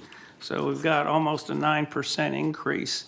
And that, given what's going on in the real estate market around this particular neck of the woods, that's understandable, but it's good news. I also, every month, we get some additional information on sales from one of our sources. And I'm happy to report that in third, we have now 88 listings. 41 of those are in escrow, which means that until they fall out of escrow or get closed, they can't be resold. And that leaves us with 47 units available in third. Again, you like to see that availability grow because that means that more of those can move. So there's good news across the board on that. The leasing report, I believe, is, let's see, 14A, page 18 of 18. It's the last page in this section, and you'll see that even though it creeps up a little bit for this month, it's still hanging around 27%, and it's done that for years. So, some come out, some leave, some come in, but the overall is 27%. The next Finance Committee meeting is June 5th at 1:30 here in the boardroom. And we're having our first go at the budget meetings on May 23rd. Is landscape at 1:30. I believe it's in this room. And M&C on the 24th, starting at 9:30 till the night. And those are open meetings. They're not closed meetings, so we welcome anyone. I know that we asked anyone from GVA who's interested, but those are open meetings, so we ask anyone to come and listen to what's going on. They're not televised yet because these are the formulation meetings. Our board has met already to do pre-work for these meetings, so like we're ready and we're loaded with questions for the department heads. So thank you very much, Roy. And the next report is B, and that is the Architectural Controls and Standards, and that's Director Walsh. Thank you. Roy, by the way, you got a compliment on your presentation yesterday on this day about explaining about our budget process and that we're doing due diligence on these budgets. There's tends to be in the community a lot of misconception about how money is allocated, and we run a real tight ship here, and we appreciate you reinforcing that. I appreciate it. So if you want to do this day more often, just let us know. Because Yeah, Bill's in right. charge of that schedule. Right, I just put Roy on all of them. That's what both of you do. Right. By the way, when I said you got a compliment, it was not from somebody on the third board, it was from somebody on another board. Yeah, okay. The Architectural Control and Standards Committee report.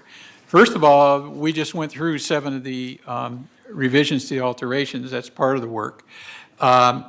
During that meeting, Roy, Rosemarie actually talked about these roving dumpsters that aren't blocked. And Kurt is going to make a policy on that, make sure that they get blocked and locked so you don't have dumpsters running all over the cul-de-sacs. We have one now that's ready to, I could move it around, Ooh, not good. okay, all right.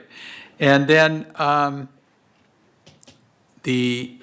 apparently staff had a contractors forum that went really well. And I think at these forums, they talk about the permitting process and all of the things that are required when you do work in the community. And we obviously, from recent past experience, know that this needs to be an ongoing educational process because we've got people in here that are not getting permits and doing work, and that's really a problem.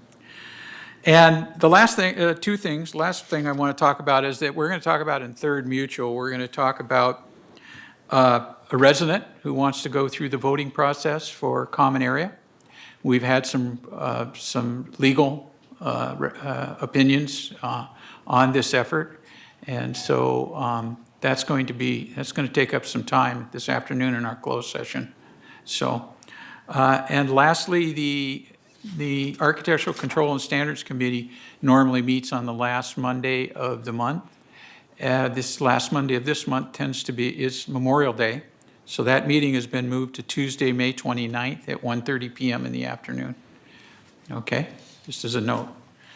I guess if there's no questions, I can move on to the second, to the Maintenance and Construction Committee meeting minutes. And let me see where I want to start with this. I think I want to start with Bunny and to talk about the Breezeway project, and then I'd like John Frankel to talk about the dry rot program. Bunny? Okay. Actually, we're coming right along, and the last building, 2386. Is there a man around? Begins construction, let's see, what's today? Tomorrow. Is your mic on? Mic is on? Elm deer. I get so excited that I just forget to turn it on. Okay, so building 2386 will begin construction May 16th. And I haven't been over there this weekend, but all of the furniture and plants were supposed to be removed by May 13th. So on the week of May 14th, is all identified walkways and walls will be primed and painted. And the final cleanup and replacement of the common area plants will ensue. And one of the things that I did bring up to Bruce recently is because they put the plants outside of the building there, and there were some third mutual plants that I didn't think looked like they were doing well. So I brought it up to Bruce, and Bruce basically said that all of those are going to be refreshed, and those plants are going to be like new when they go back. So Building 2385 is under construction, and the crews are currently in process of repairing the stucco. So we are on our way, and I have been over there periodically to look at the construction. And lots of times I go over there after the workers have gone, and let me tell you, they clean up, and they've been doing a really good job, as far as trying to appease the residents and keeping the place clean and making it so that it's safe for them to walk during the construction. What about dry rot? I'll What are mention they that. finding? Okay. Well, I meant Okay, the dry rot, more specifically, when they, Okay, yeah, where they look for the dry rot is in the stucco. right. Okay, so what they ended up doing was raising the weep screed line to prevent moisture Right. in the future, I guess, with the new construction. But in the first building, they didn't find a whole lot of dry rot, which Yeah. was very exciting. What about the second one? They're working on that now, right? Yes. And what, have they found any there, do you know? Do you know what? I have not heard if they found any Okay. dry rot there. Okay. Yeah, Thank you. all right. And Bunny, I think I missed it. What's the status of the 2384? 2384, on the week of May 14th, all identified walkways and walls will be primed and painted. So final cleanup and replacement of common areas will ensue. So that's right around, it should be, I need to go over there today or tomorrow and see how they're doing, coming along, because that should be completed by now. Okay, great, thank you. All right. John? In furtherance of that, there was a resident who was adamantly opposed to the project because of drainage issues. And Bunny and I met with Guy in detail to go over not only the dry rot issue, but all of the drainage issues. And we're absolutely satisfied with the integrity of the design. Okay, John, you want to talk to us about dry rot, where we are with that?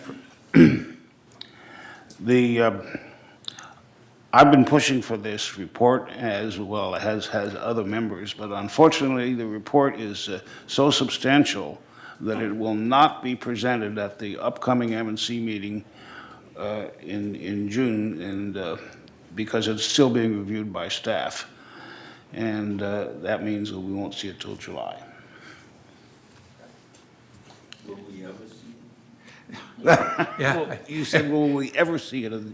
The answer is, you're darn right we will, because I'm adamant. It's of great interest. And not only that, it will allow our programmatic approach to the dry rot for the entire Third Mutual, and that is important. Okay.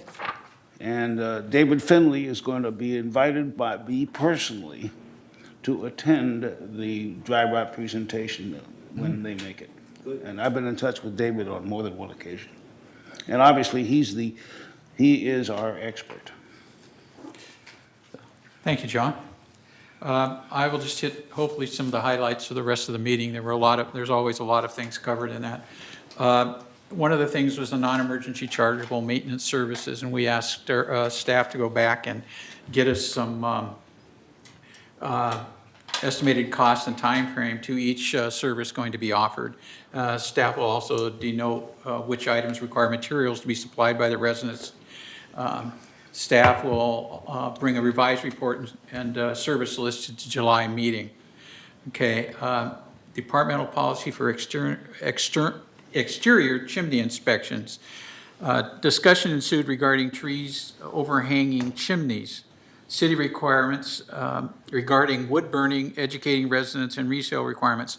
We asked staff to go to the city, I haven't heard anything, but to find out what the city's policy is on burning in fireplaces, particularly wood and paper materials. But we're also going to have a program where we're going to replace spark arresters on the chimneys that don't have them. And for the most part, that's going to be prior to paint. We were given several options, one of which is to do it all and have a contractor come in and do it all. But the spark arresters are going to be done by an outside vendor when they're put on. So as they go through prior to paint, as of now, they're going to be installing spark arresters on chimneys where they don't exist. There are a number of chimneys in the community that do have them, but I think there's anywhere from 1,200 to 1,500 chimneys in the community, which is pretty amazing. It's going to be a long-term project to do those. We had a nice report on wood because we're trying to eliminate as much wood usage in the community as possible, because particularly exterior wood usage, because of dry rot issues.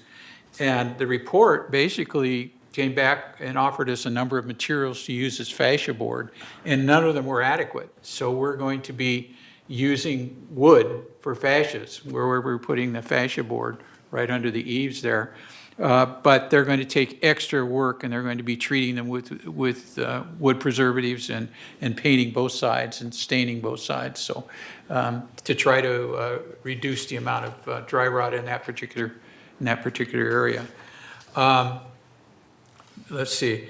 By consensus, staff was directed to provide a list of how many buildings there are for each model and a map of the buildings.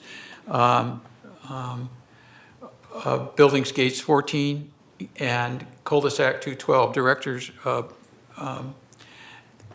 get back to this. Let me start over again. 3-story address signs. Now you know what I'm talking about. Okay, apologize. We looked at the address signs that that Bert Moldow and Steve Leonard had gone out and looked for a supplier, and we found that the monument style were too small. The numbering on them you couldn't see in day or night, and then they had just had 3-foot high plastic poles that they put these numbers on, and found them that reading them vertically when everybody's looking at signage horizontally was an issue. So we've decided that we are going to suspend that for now, that effort, but that we directed staff to go list the buildings for each of the models along with a map of Gate 14 and Cul-de-sac 212. And Directors Di Lorenzo and Bruninghouse will decide building address locations for each of the buildings in these 2 areas, and we'll bring this information back to the next M&C meeting, which is going to be on June 4th, Monday, June 4th. So because, well, go ahead. Did you want to say something? No. Oh, okay. I'm done, by the way. You are done, okay. As am I. All right, good. And we also, Lynn Jarrett, who is the president of the Garden Village Association, sent me 2 reports that they did for walking around. So we can use this in further efforts. One thing in this, what's very interesting is after that meeting, I just so happened to be walking upstairs to the mailroom and ran into Bruce Hartley. And he told me they were going to have some signs made for something he was doing, I think, in landscaping. And I said, we were just talking about that. We're talking about address signs. He says, where I used to work, we had our own sign shop. And I said, my first reaction was, boy, that could be expensive if you have your own sign shop. And he didn't seem to think it would be that expensive. So I requested that Ernesto go talk to him, because we have over 12,000 manners here. We have so many these cul-de-sacs and everything else. And if we want to start we're going to start changing signs to make them more readable, it might be cost effective. So just keep that in the back of your mind, that we actually may, there probably is a computer program that you can probably, a CAD/CAM program, that you can go through, and if you can buy it, and it wouldn't be just for Third. I mean, we could join forces with GRF and United possibly, and get, go ahead, Roy. Well, it's not just building signs. At Right. the CAC meeting, GRF, Brian brought up the fact that they're redoing the signs on the golf course.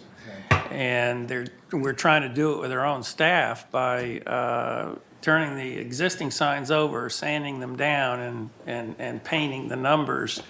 So it's kind of reusing what we have. But I mean, there's signs everywhere, and I think it's a good idea Yeah. to look into it at Right, least. we'll have a look. And Yeah. we also thought about, we also talked about the fact that going and finding, I know when most of us were kids, we probably had the local Boy Scout troop come around and put address signs on our curbs if we had curbs, those of us who lived in suburbs anyway.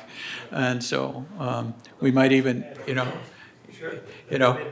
yeah, so anyway, the copper pipe epoxy lining report. Guy West summarized the report.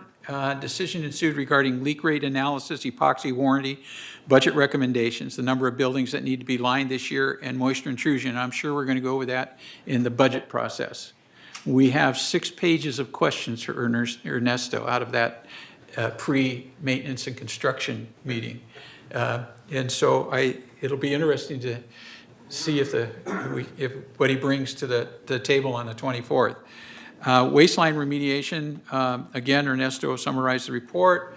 Discussion ensued regarding costs, trends, interior, pipelining, proposed funding, and program length. Again, we'll probably be discussing that for the 2019 budget. We've all heard about the Shepherd's Crook. And the last item is going to be maybe one that we're going to be having a lot of attendance at our next M&C meeting about, is that it came up in the Gardenville Association, and Lynn Jarrett brought it up. She wanted to know why we didn't have the laundry room dryer replacement program for discussion.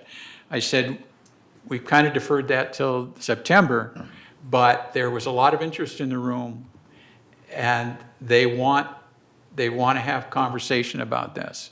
And so I said I would put it on the third M&C meeting for June, so they can come and talk about it.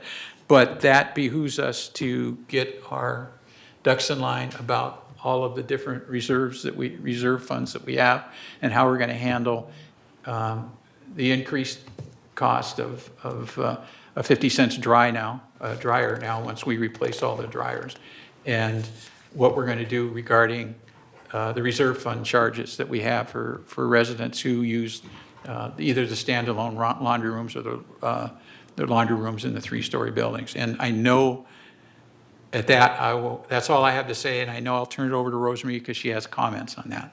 No, I just think that you should gather whatever information you have and just sit down with me and with Steve.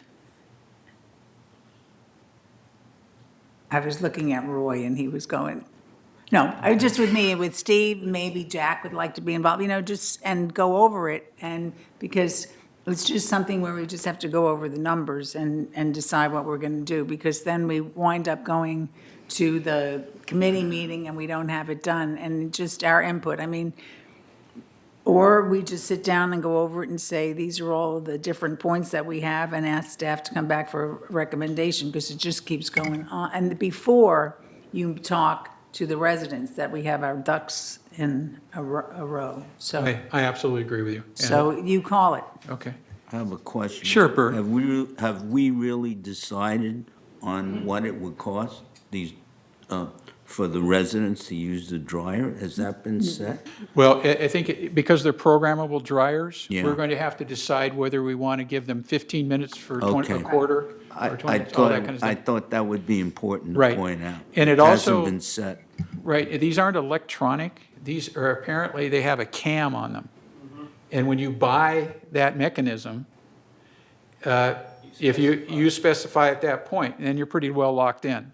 So, But we also have to look at how much we're going to lower the surcharge. That's correct. Because we are not going to be double charging anybody, so that's why it's Right. really important. And explained that a lot of the surcharge is for replacement and repair of equipment. So what it is putting it in reserve for the next cycle when you have to replace the washers and the dryers. Well- You know, that kind of thing. I mean, we just have to talk about that. Right, You know, so just, Yeah, it's not only a practical thing, but there's politics involved in it. That's too. why we had to have our ducks in a row before we go in Right. front of. That the- is correct, In front right. of the group, and I will volunteer, Rosemary.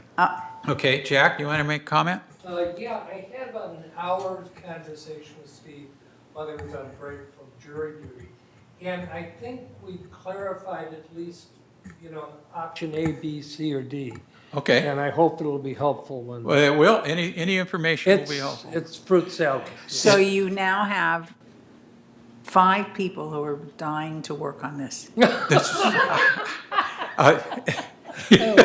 dying might be Yeah, a I was going to say a strong strong word. Who are Jack, how about Jack, eager? You have to learn, if you make a comment, you're nominated. Right here. Right. And just to remind you that in closed session, we're going to talk about replacing the Weisher boxes.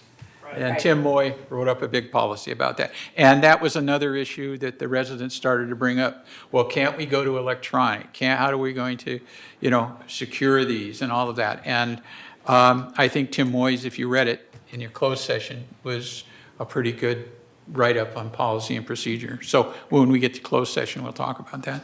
Okay, that's enough. Sorry, guys. Parking? Oh, John, did you? You asked me to talk about parking before, though I want to mention at Clubhouse 5, you've probably seen that big tarp that's on the slope. And in the closed session of the MNC, we approved a contract to, there's been a geotech report, and we approved a contract to hire a contractor to fix the slope in accordance with the geotech report. Okay, parking. There hasn't been a parking task force. There was a request to discuss some plug-ins on common area electrical and with United with respect to how much we pay. And that is going to be discussed, the next MNC or the next energy meeting? Yeah, I was thinking if we could take it offline with United to start with, to find out where they stand on there, because I think they charge $120 a year for a golf cart charging in a common area electricity, and we charge $150 a year. And they would not agree to be at the same amount we were at. Okay, so we have to make a decision whether if we're going to bring them into line no. or just to leave it there. The thing is we tried to work with them. I think that the finance person said that he had to go back to the board, because the board wouldn't vote for it, and prove to them that that amount was warranted. Yes. So it's still, and we got all that information. We did. Which is how we set our price a few years ago. That's right. So that's where they are. Okay. Well, John, I think until we hear from their finance person, and probably their being United's finance person, and they're to talk about it if they want. Otherwise, we'll just leave it as is. Okay, thanks. Is that it, Bill? Yeah, that's it. Okay. Is that enough? Are you gonna, I'm sorry, my mic's on. Is at some point in time, you're gonna be reporting and telling people about the electric rates going up, et cetera, but not at this meeting. We'll do it next month? My energy committee Oh, description. it's I'll put gonna it be in- on there? Yeah, I'll put it in. Oh, the- okay, I get mixed. All right, in any case, thank you very much. So the next report is the report of the Landscape Committee. Director Tung. Yes, thank you. I will make 2 short comments, then I will ask Juice Zelen report on conference that he attended, and also comments on the Bluebird box issues. In our last landscape committee meeting, we did discuss the Bluebird box issues. somewhat, and there were residents made comments that I believe it was 3 comments, they all feel that they can take care of those bluebird boxes. Nobody wants to giving any those removing or taking off those boxes to the outside or this Mr. Henson. So, and we, I believe Jews made a recommendation, motion that we're going to table to the next meeting for final decision because there were some more information that to be collected. And I'm sure Jews will report on that. Only the other comments I want to make is right now, the mowing cycle of grass is every 2 weeks. So, and looks to me, our lawns looking pretty good. And I commended our landscape crews doing good job. And so now let me turn to Juice for the 2 topics you want to report a little bit. Thank you, James. John and I attended a really interesting, a much more interesting summit than I thought we were going to, called H2O for HOAs.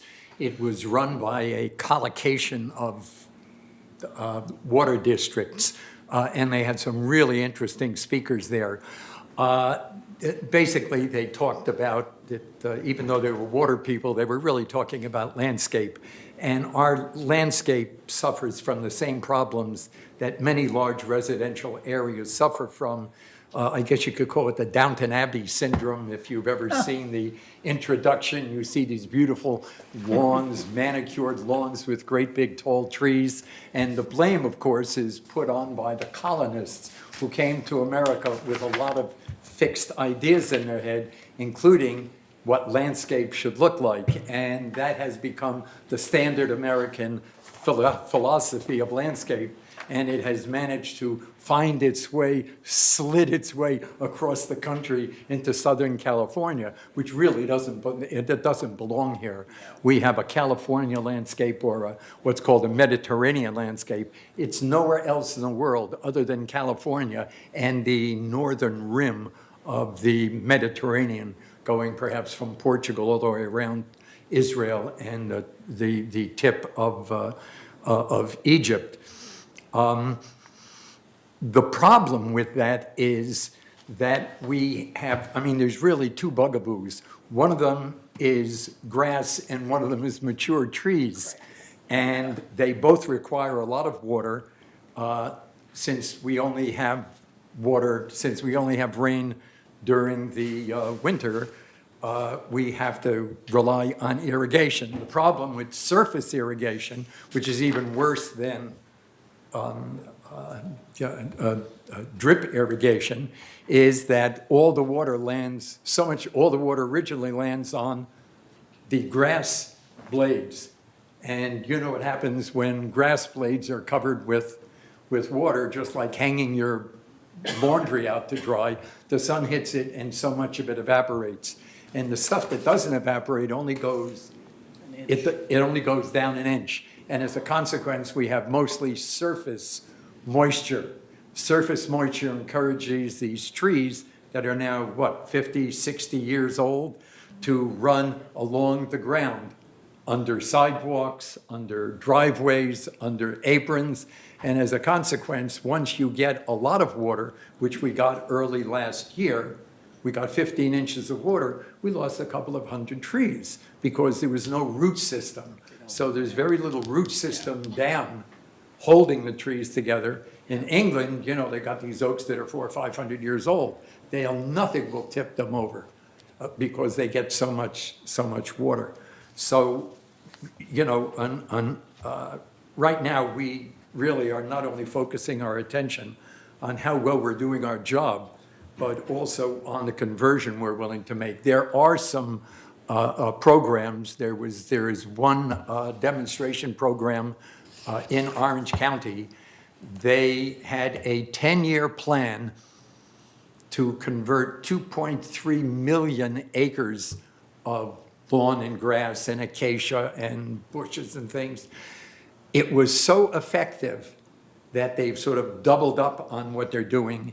And although they had a 6 or 7 year or more payback, the payback was less than 3 years. So you can save, I mean, they have saved, I was told by Ms. Stuvek at Laguna Molten Niguel, they have saved so far 70 million gallons of water. It's an amazing amount. So we've got our tentacles out to the people at there and at these various demonstration projects to. Yeah. Well, we'll definitely take this as a guide for our future landscape committee work. In other words, it's very, very important that we catch all those essence, but also, as a communication, we need to educate our resident. That if we change it to this new landscape concept, we don't want to upset our residents. No, we still want to love our grass. So this is twofold of a work. We got to work very hard to reach that, saving water goals. Yeah. Along with cold showers. Right. Just briefly, and I Yeah. will say very briefly about the Bluebird boxes. We're all in luck because I left my notes at home, and so there's going to be a very shortened Yeah. comment. There were two schools of thought, as James indicated. One school of thought, which is followed religiously by Danny Henson and his Western Bluebird Club, is that the boxes have to be so far apart to allow for sufficient foraging.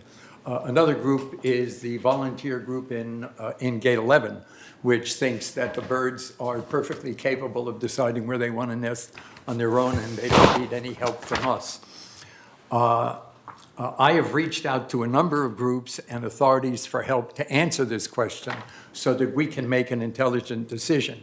And I can report flatly that not a single person and a single organization has called me back. And I've made many phone calls. So maybe there is some advantage in having a person like Danny Henson at least doing the exclusive maintenance in GRF. There's not a lot of residents living on the golf course. He's handling it very nicely. And, he hangs the boxes, maintains them, and replaces them. But on the United has denied him rights, and right now the only active work going on in Bluebird boxes, to my knowledge, is going on in the volunteers in Gate 11. They're perfectly happy with what they're doing. Right. There's 30 or 35 fledges, which means it's working. So at this point, we really don't have to, there's no rush Right. to make that decision. I have a question. Did we ever go to the Bluebird Club? I mean, do you know? He is the Bluebird Oh, Club. he is the Bluebird? He is Oh, the okay. Western Bluebird Club Got it. of Laguna. And it was interesting because there was the history of it was Manny Ackerman originally started maintaining Okay. and essentially selling boxes maybe 25 or 30 years ago. Earl Baumgarten then took it over, and he was running it for a while, and he was the one that enlisted Danny, and Danny has grabbed it like a mantle. And the interesting thing is, Earl moved away, doesn't think Danny should keep it exclusively on his own, but he hasn't responded to any of my calls.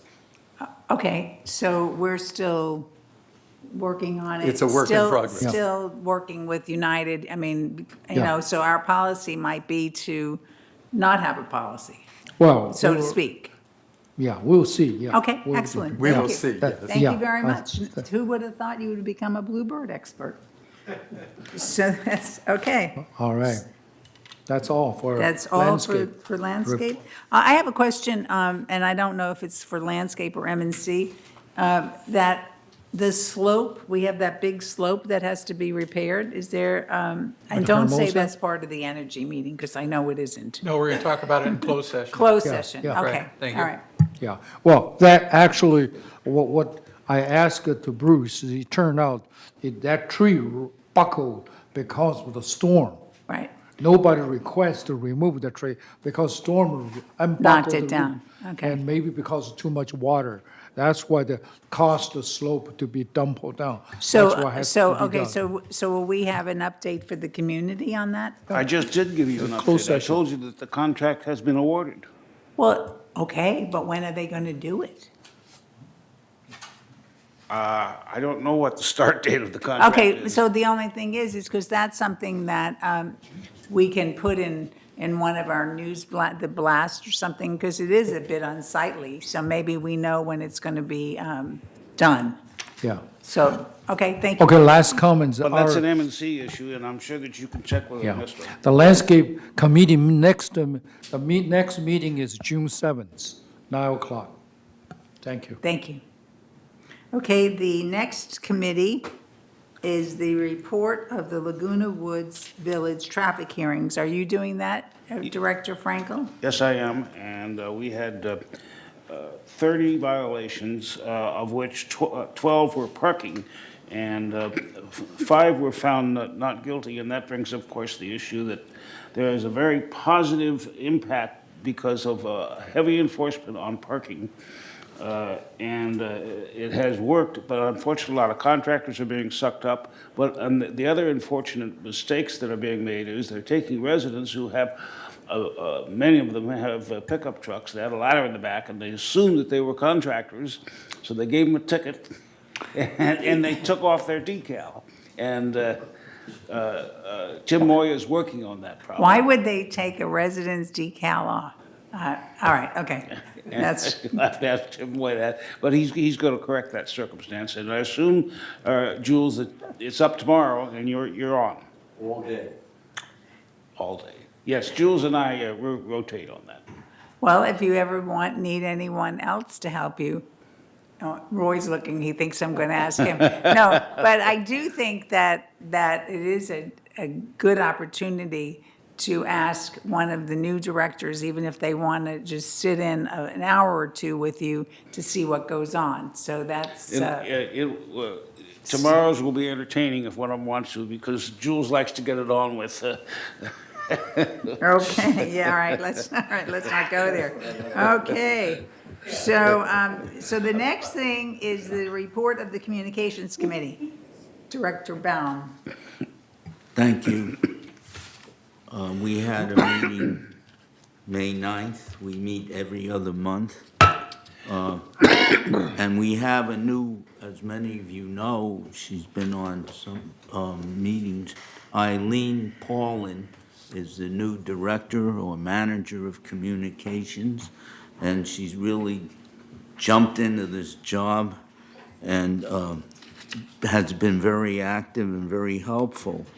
One of the things that we're concerned about is communication. Well, we're always concerned with communication with residents, but particularly when an emergency occurs or when there is construction where residents have to know more immediately what was going on.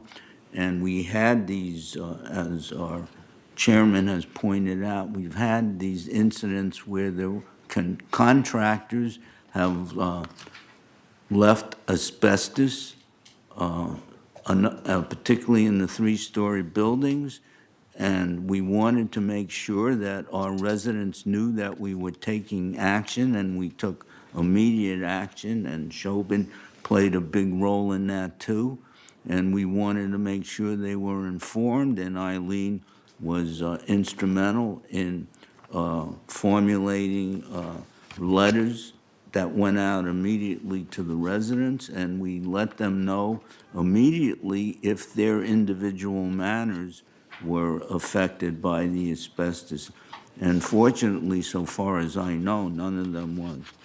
And what Eileen is trying to do is upgrade all our modes of communication, and she's working on the Breeze. I don't know if you people noticed the last issue of the Breeze, but the format has improved tremendously. It's much more professional looking and I think easier to read. She's also been looking at our flyers, we're inundated by flyers, and we want to make sure, first of all, that they're easy to read, and secondly, that they're performing a useful function. We may have, I think many of us feel there are just too many flyers flying around out there. But give you an idea, this was a flyer for the Easy Rider, the newsletter, and this was how it looked like. I don't know if we're still on, how it looked like initially. It was very busy looking, hard to read, and it's been simplified and made easier to read. Here's an example of it. And the same is true for Easy Rider.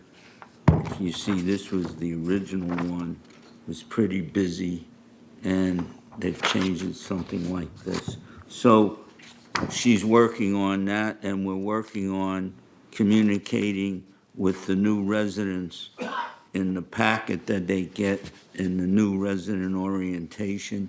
We particularly want to make sure that they know about alterations, because many people, when they move in here, immediately start fixing up. We certainly don't want to discourage them from doing it, but we want to make sure they're doing it in the right way. And Kurt has been a very big help in working with residents to help them do that. Our next meeting is going to be July 11th. And that's a very important date for me, too. It's my anniversary. And it's going to be in the boardroom at 1:30. That's a Wednesday. Thank you. Thank you very much, Bert. The next meeting, the next report is of the Energy and Technology Committee. Thank you, Rosemary. A number of things that we talked about. I think the more important things for the board right now is that I think many of you have heard this, but I'll repeat it. It looks like our request to purchase the streetlights has gone to the CPUC. I'm not sure that it's been approved yet, but that's probably pro forma. But as a result, it looks like Edison is going to be doing a field survey of all of the current lights in Third Mutual sometime in September to verify that their database records match up with the number of light poles that we have in Third. They all match up. In the meantime, the Siemens Corporation, who we've hired to do this transition from the ownership of the lights by SCE to the ownership to Third Mutual, is going to be starting getting involved. They're going to have to, one of the phases that is going to take place over the next 4 or 5 months is removing all the Edison tags. They're the metal aluminum tags on the light poles, and replacing them with our own tags, whatever. I don't know. I've never talked to anybody about what those tags are going to look like or how they're going to be numbered. And they're going to help us with the paperwork that's required to actually get through and purchase the street lights. And that's the purchase of those street lights is likely to take place in November. That is the schedule right now, that we will be invoiced by Edison for what we now know or think we know is 788 street lights in Third Mutual. And so that's a pretty big project that's coming our way. Staff is going to be managing that project for us, and we should be getting regular reports on that pretty soon, what's going on there. The other thing that's happening right now is that as of May 10th, we should have received hopefully 4 bids for the replacement of walkway lighting over in gates 5 and 6. So I am assuming at this point, I sent an email to Ernesto, but I haven't heard back from him. But I'm assuming staff is reviewing those bids, and at some point they'll be presented to us so we can look at them to see how much these are going to cost. Now, we went out to bid with a particular style of walkway light replacement, which is about a 3-foot bollard style, aluminum bollard style fixture. There was some concern by some residents at the last Energy Committee that maybe we should, we don't know what this is going to cost, but there was some concern that we might be able to get as much or more light out of an extended fixture, the ones that are there already. And so I've asked Ernesto to go out and put some different powered light bulbs in those, so we can go look at those. But the fact that this went out to bid is also an important event. So we're gonna be looking to see what it costs us. The other thing that's happening in the Energy Committee right now is that we're trying to make this a community-wide Energy Committee, partly to save staff time from attending 3 different energy committees from GRF or United. And so we're combining the committee. We're trying to get the committee combined into one committee for all 3 boards. And we are going to be discussing that in this afternoon's closed session. The legal counsel over at United suggested that having it as a committee kind of, I would say violates, but it isn't covered by the committee rules that we find in our governing documents. So we're probably going to wind up calling it a task force. So it's semantics in some way, but it also has to do with basically doing the legally correct thing to do that. And in process, we're going to be writing a new charter for this task force. So the hope is that we all get good advice and we learn from each other for different projects that are going to be going on in the community. So we have some cross information. It's kind of a forum. So if you're using some kind of if you're going to be going and doing a lighting project and one of the other mutuals has already done it, then you can do a lessons learned. If GRF decides to put solar in, there's a lot of knowledge in the Third and United boards about solar. And in this vein, the other thing that we're going to be talking about in the closed meeting is the hiring of an energy consultant. This is, we have U.S. Energy that we have, and they're a lighting consultant. But the energy consultant is we're going to be asking them to go out and look at our electrical infrastructure as it stands now and what we can do to upgrade it. And I'm hoping that if Edison is in their modernization program, that we can have some information to get Edison on board with upgrading our system where we, particularly with transformers. Lastly, I think I should tell you that the next Energy Committee meeting is on June 6th. And that should be in the morning, I believe, at 9:30 in the morning. Oh, yeah, Okay. 9:30 p.m. Yeah. Oh, that's right. Good move. Yeah. And that's all. Okay, thank you very much, Bill. So the next is the report of the Water Subcommittee, Director Tung. Thank you. Could I have the first slides, please? Second. Well, I don't know whether you can see it, but this slide is in your package.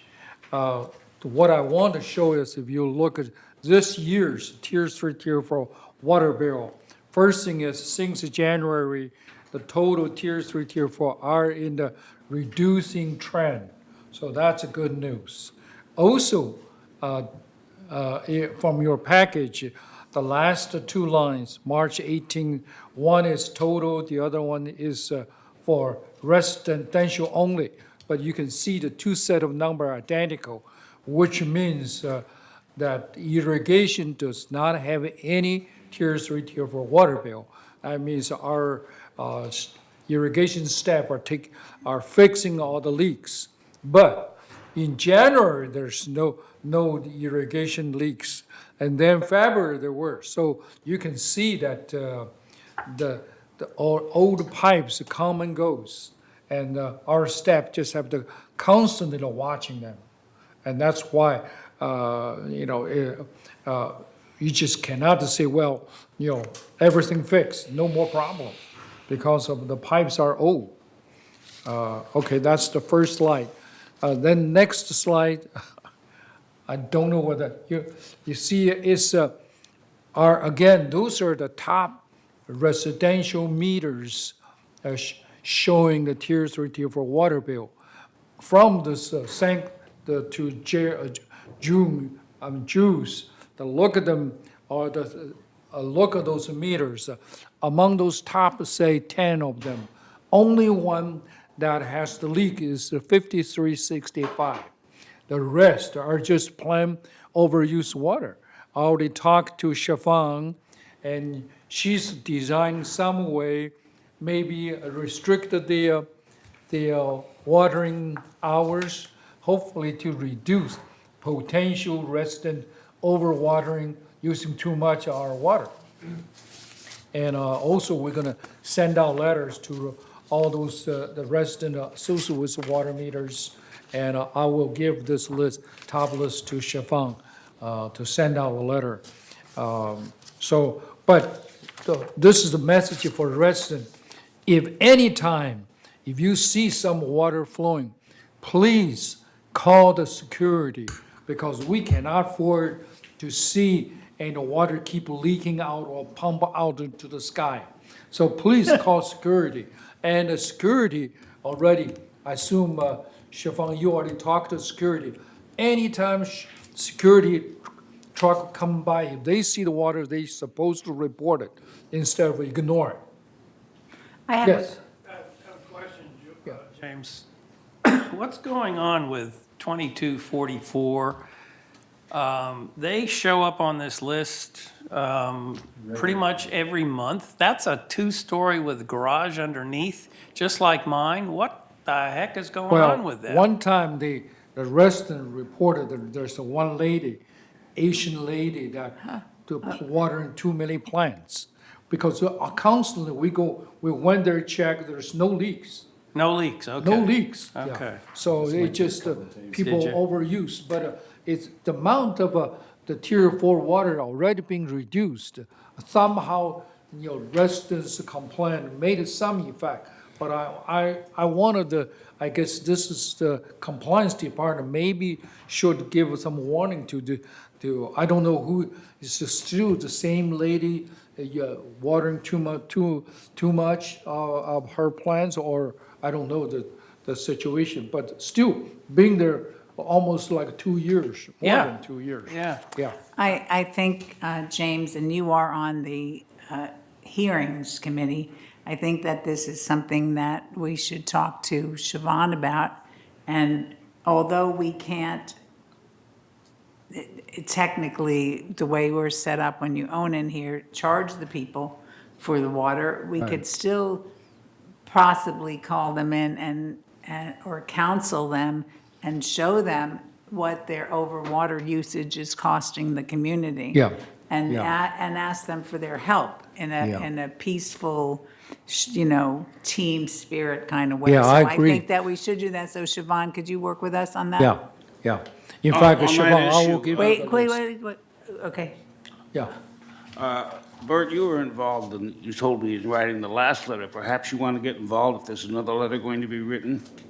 Well, we have, What kind of letter do you want to write? Well, you wrote the last one, and I think Siobhan would probably appreciate your help. So you want to write a letter cautioning our residents not to overuse water? Right. Yes. We could put that in the breeze too. Yeah, Yeah. yeah. Well, She wants to we've write been one to sending the- out the letter, but maybe you want to take a look of that letter, maybe put a little bit more teeth in there. I Well- think Eileen is already doing that. Well, I will speak to her about it. Yeah, I Okay. think Thank so. you. Yeah. The point is, you don't want to come across as too punitive, then people just throw the letter out. So Right. you need to strike a common area, Balance. Yeah. a balanced area. Yeah. Thank you. Discussed that, and Sandra said, no, it's, you can't discriminate, so therefore But, right, compliance but you cannot can't, give- you can't fine them. Yeah. We can't charge them for it. No compliance. But you But could, we you could could point it out, We Yeah, can right. still try to work with them in a cooperative manner. yes. Yeah. Yeah. Okay, we'll Okay. look into that. Yeah. Okay, Okay. third slide, the last slides. Okay, this slide's what I want to show is, one column is total water usage every month. Again, you can see this is not in units, but in dollar. So again, since January to March, the March's total water bill is 160,000. That's the lower from last year or even from January. Now, the right two column, what I want to show is because the counting, usually when they report it, they don't have the actual water bill. Therefore, they always have the accrued value. In other words, calculated from some method approach. So what I want to show is, the two columns shows 631,000. That's their accrued year date. In other words, accumulated from January to March. But the actual cumulative is 521,000. So that's like 110,000 difference. The reason I want to point out is because when you see from the counting list, they say, "Oh gosh, you guys are using too much water." We're not using as much water as they indicate. That's all the point I want to make. So thank you. Okay. That's all for water. I have a question, Yeah. but Bill has a question first. Okay. Well, James, looking at this, Yeah. maybe I haven't paid enough attention to this, but in one quarter, we spent $500,000 on water? Yes. That means we're spending over $2 million a year on water. Yes. That's Whoa. why if you remember the Roy's, 30% of cost the is budget. 30 or more percentage is utility. Yeah. 50% for. Whoa. Big money numbers. So I have a question, and this has to do with watering. So if you walk out and after the sprinklers have been on, and there's quite a bit of water, like, where I live, on the curb, does that mean that they're overwatering?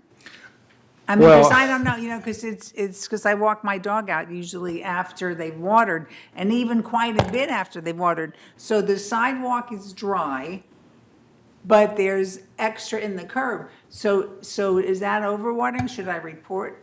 Well, you should. What should residents look for if they're trying to report what they think? Anytime they see water flow on the concrete, they should report. Now, this problem can come from several different sources. One, the sprinkler right. has broken. That's one. Two, sometimes there's a little particle sand jam in the valve.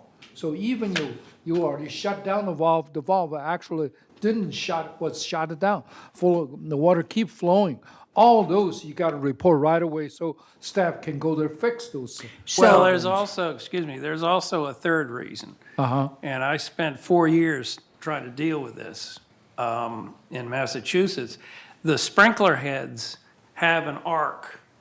And if the arc of the sprinkler head is partially on the concrete rather than the grass, you're going to get overspray on the concrete. It doesn't mean that you've watered the lawn too much. Right. It simply means that the maintenance people have to come out and adjust right. the arc so that it hits just the grass and So- not the driveway. So, but if it's along the entire sidewalk Yeah. and not in one space, that could mean something else. So if somebody notices what they perceive to be excessive water, what should they do? They should report to the No, residents and, okay. or security. And, no, we don't call you can't call. Well, you call resident services, but if it's a huge amount. Right, if call it's a the huge security. amount, Yeah. call security. Yeah. But if it's just something that you notice, you should contact resident services. Yes. Is that, okay, so, all right, so Yeah. that's okay. All Yeah, right, thank because you. see, as I said,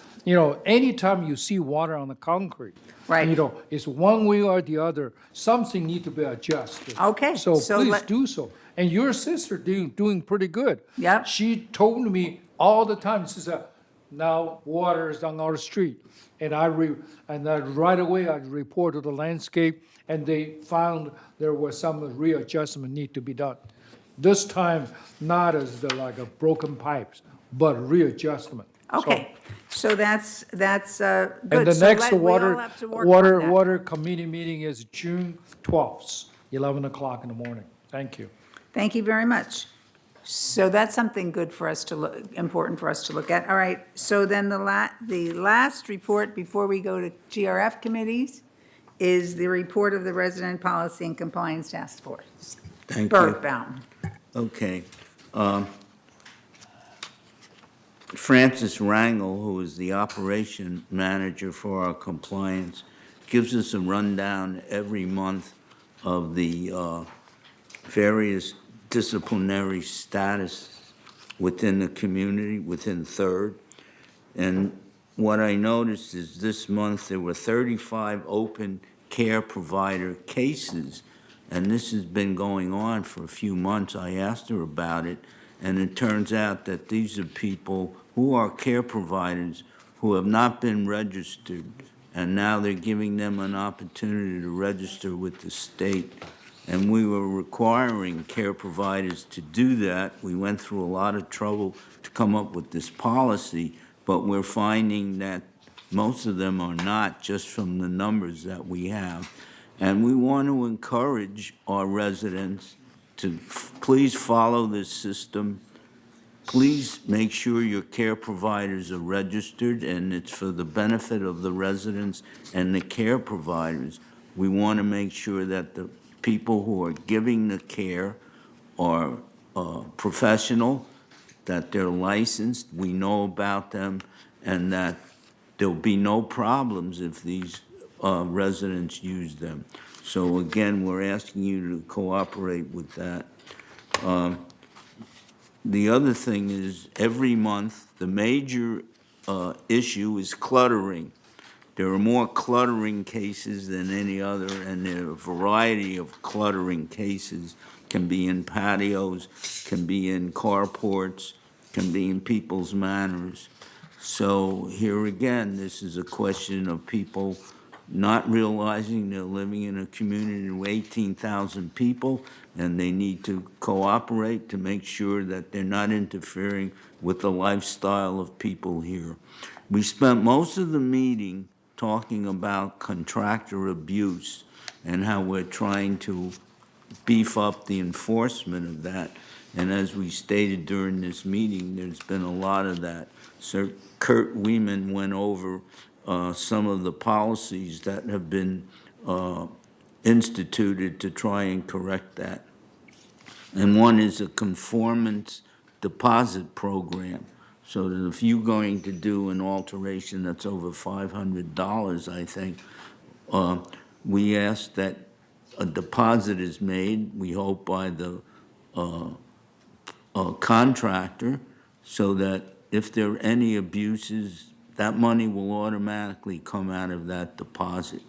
We also have a contractor work pass to allow them to come into the community so we can track them. And now, as we build up the gates and we have more arms, we'll be able to follow that more carefully. Also, security is working very closely with alterations, and I think Brad has mentioned that too. There's a new position that's been created to check on what the various contractors are doing to make sure that they have a permit. This is very important. Our residents need to know that. And if they don't, or they're doing something that's out of line, they can immediately issue a stop work order, and all work should stop. Not only that, Chief Moy said that approximately 200 vehicle citations for contractors have been issued in the past month. I don't know if some of them were residents, but this is the number that's been going on, that's been reported. Our next meeting will be when we call it. Thank you. Thank you very much, Bert. So the next section is GRF committee highlights.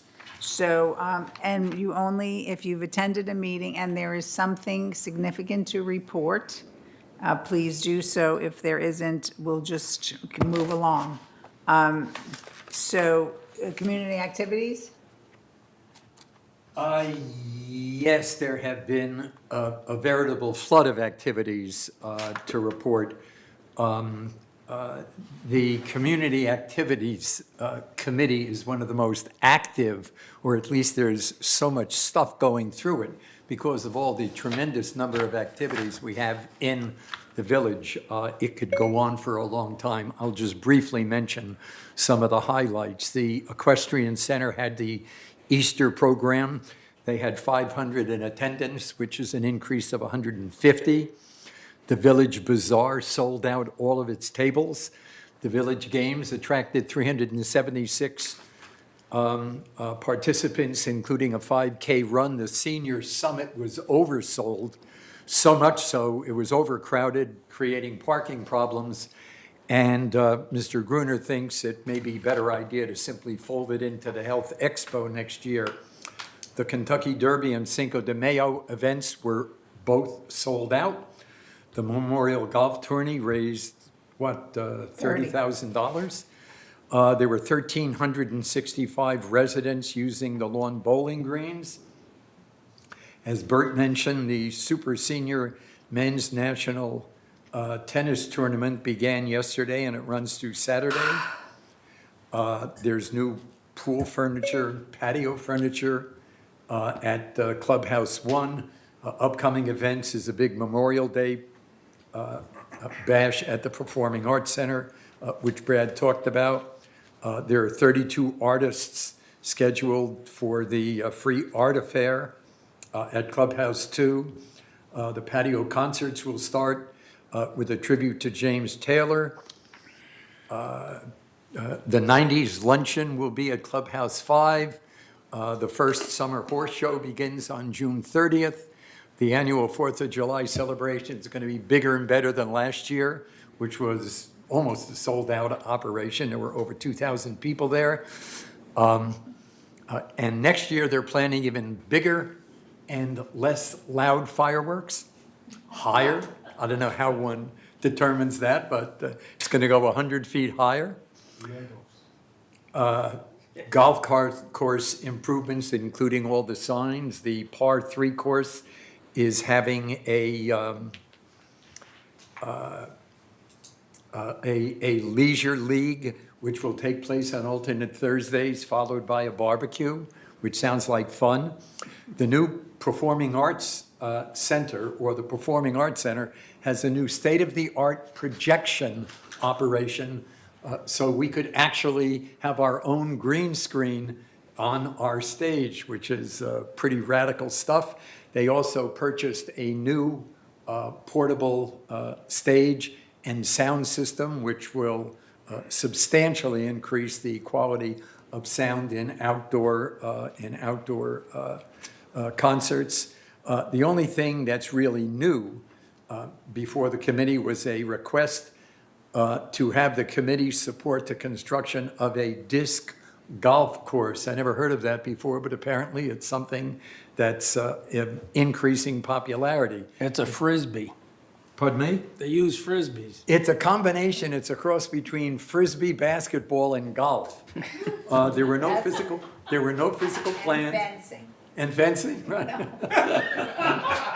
And there were no physical plans, there were no cost estimates, and no use data, but the supporters made up for it with enthusiasm. Following a brisk conversation, the committee decided to take no action at this time, but you can be sure that these people will be back and they will have a stronger plan. The next meeting of the GRF Community Activities Committee will be held at 2 p.m. right here in the Community Center boardroom on Thursday, July 12th, and I yield the balance of my time.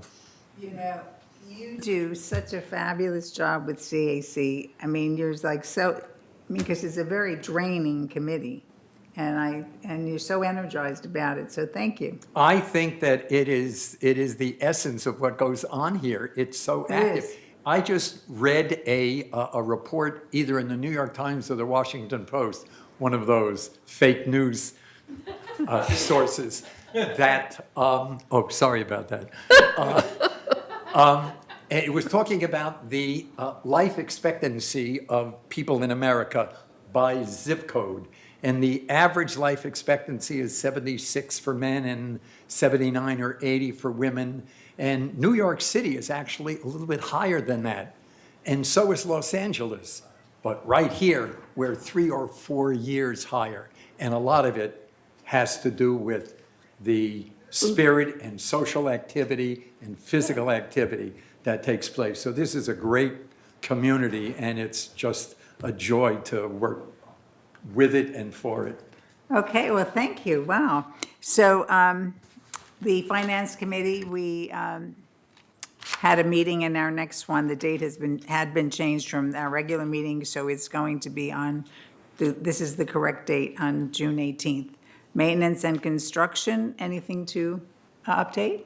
John? There was nothing significant on M&C, but as far as the PAC ad hoc committee, which is the next item down, they gave us a 100-plus page report on the proposed improvements to the Performing Arts Center.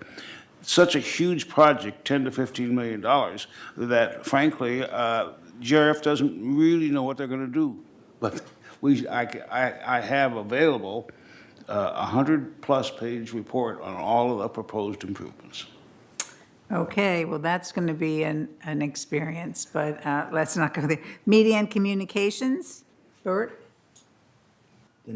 There was no meeting, but the next meeting will be this Monday.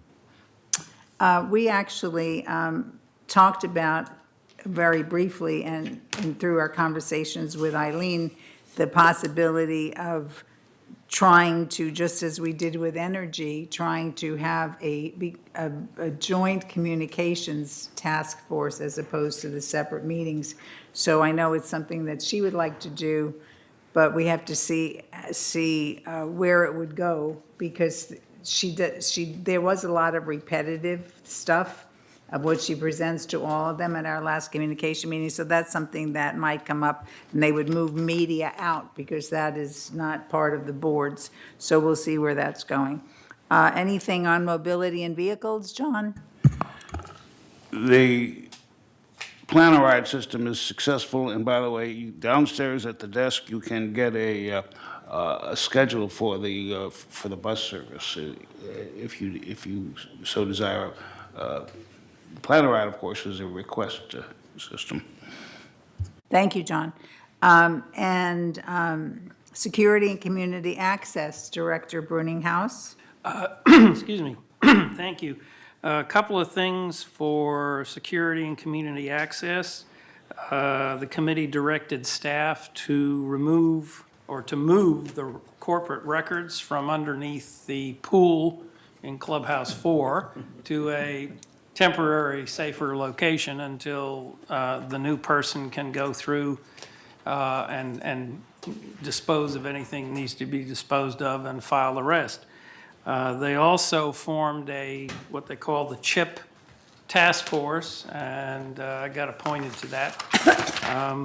It is a task force to look at the possibilities, the pros and cons of putting a smart chip in your identity card. There are all kinds of things you can do with smart chips other than just sticking the credit card into the reader.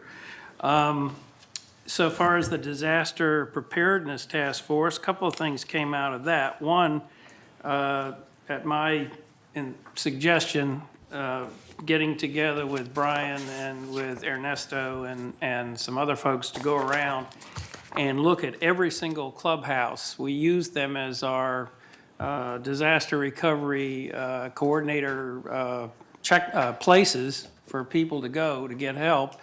But we've not done a very good job of doing a risk assessment for each of those buildings. So as a matter of fact, tomorrow afternoon, we're going to Clubhouse 4, 5, and 6, and I'm going to help them to look at buildings from a different perspective other than dry rot and paint and things like that.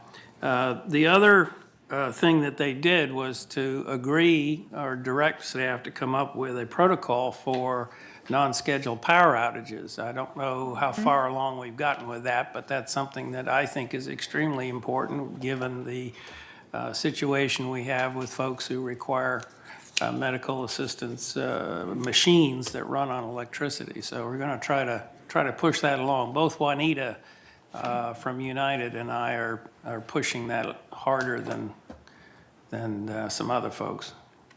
Which was the reason why we invited SCE to come to the third board. That came as a consequence of that discussion. Right, but we still got work to do on that, I think, from our own perspective. That's all I have. Okay, so at this point, we would go around the room and ask people to make comments. So I'll start with Siobhan. You have anything you would like to say? We're just very happy that you're here. Jack? No. Bunny, no. Pass? No? I just wanted to make one comment on what Jules said about this enthusiastic group that wants golf frisbee or whatever it's called. This is what makes this such an interesting community. You name the activity and you will immediately get at least 10 very enthusiastic people who are all for it. And I think that's very interesting. Probably next thing coming up is an anteaters convention.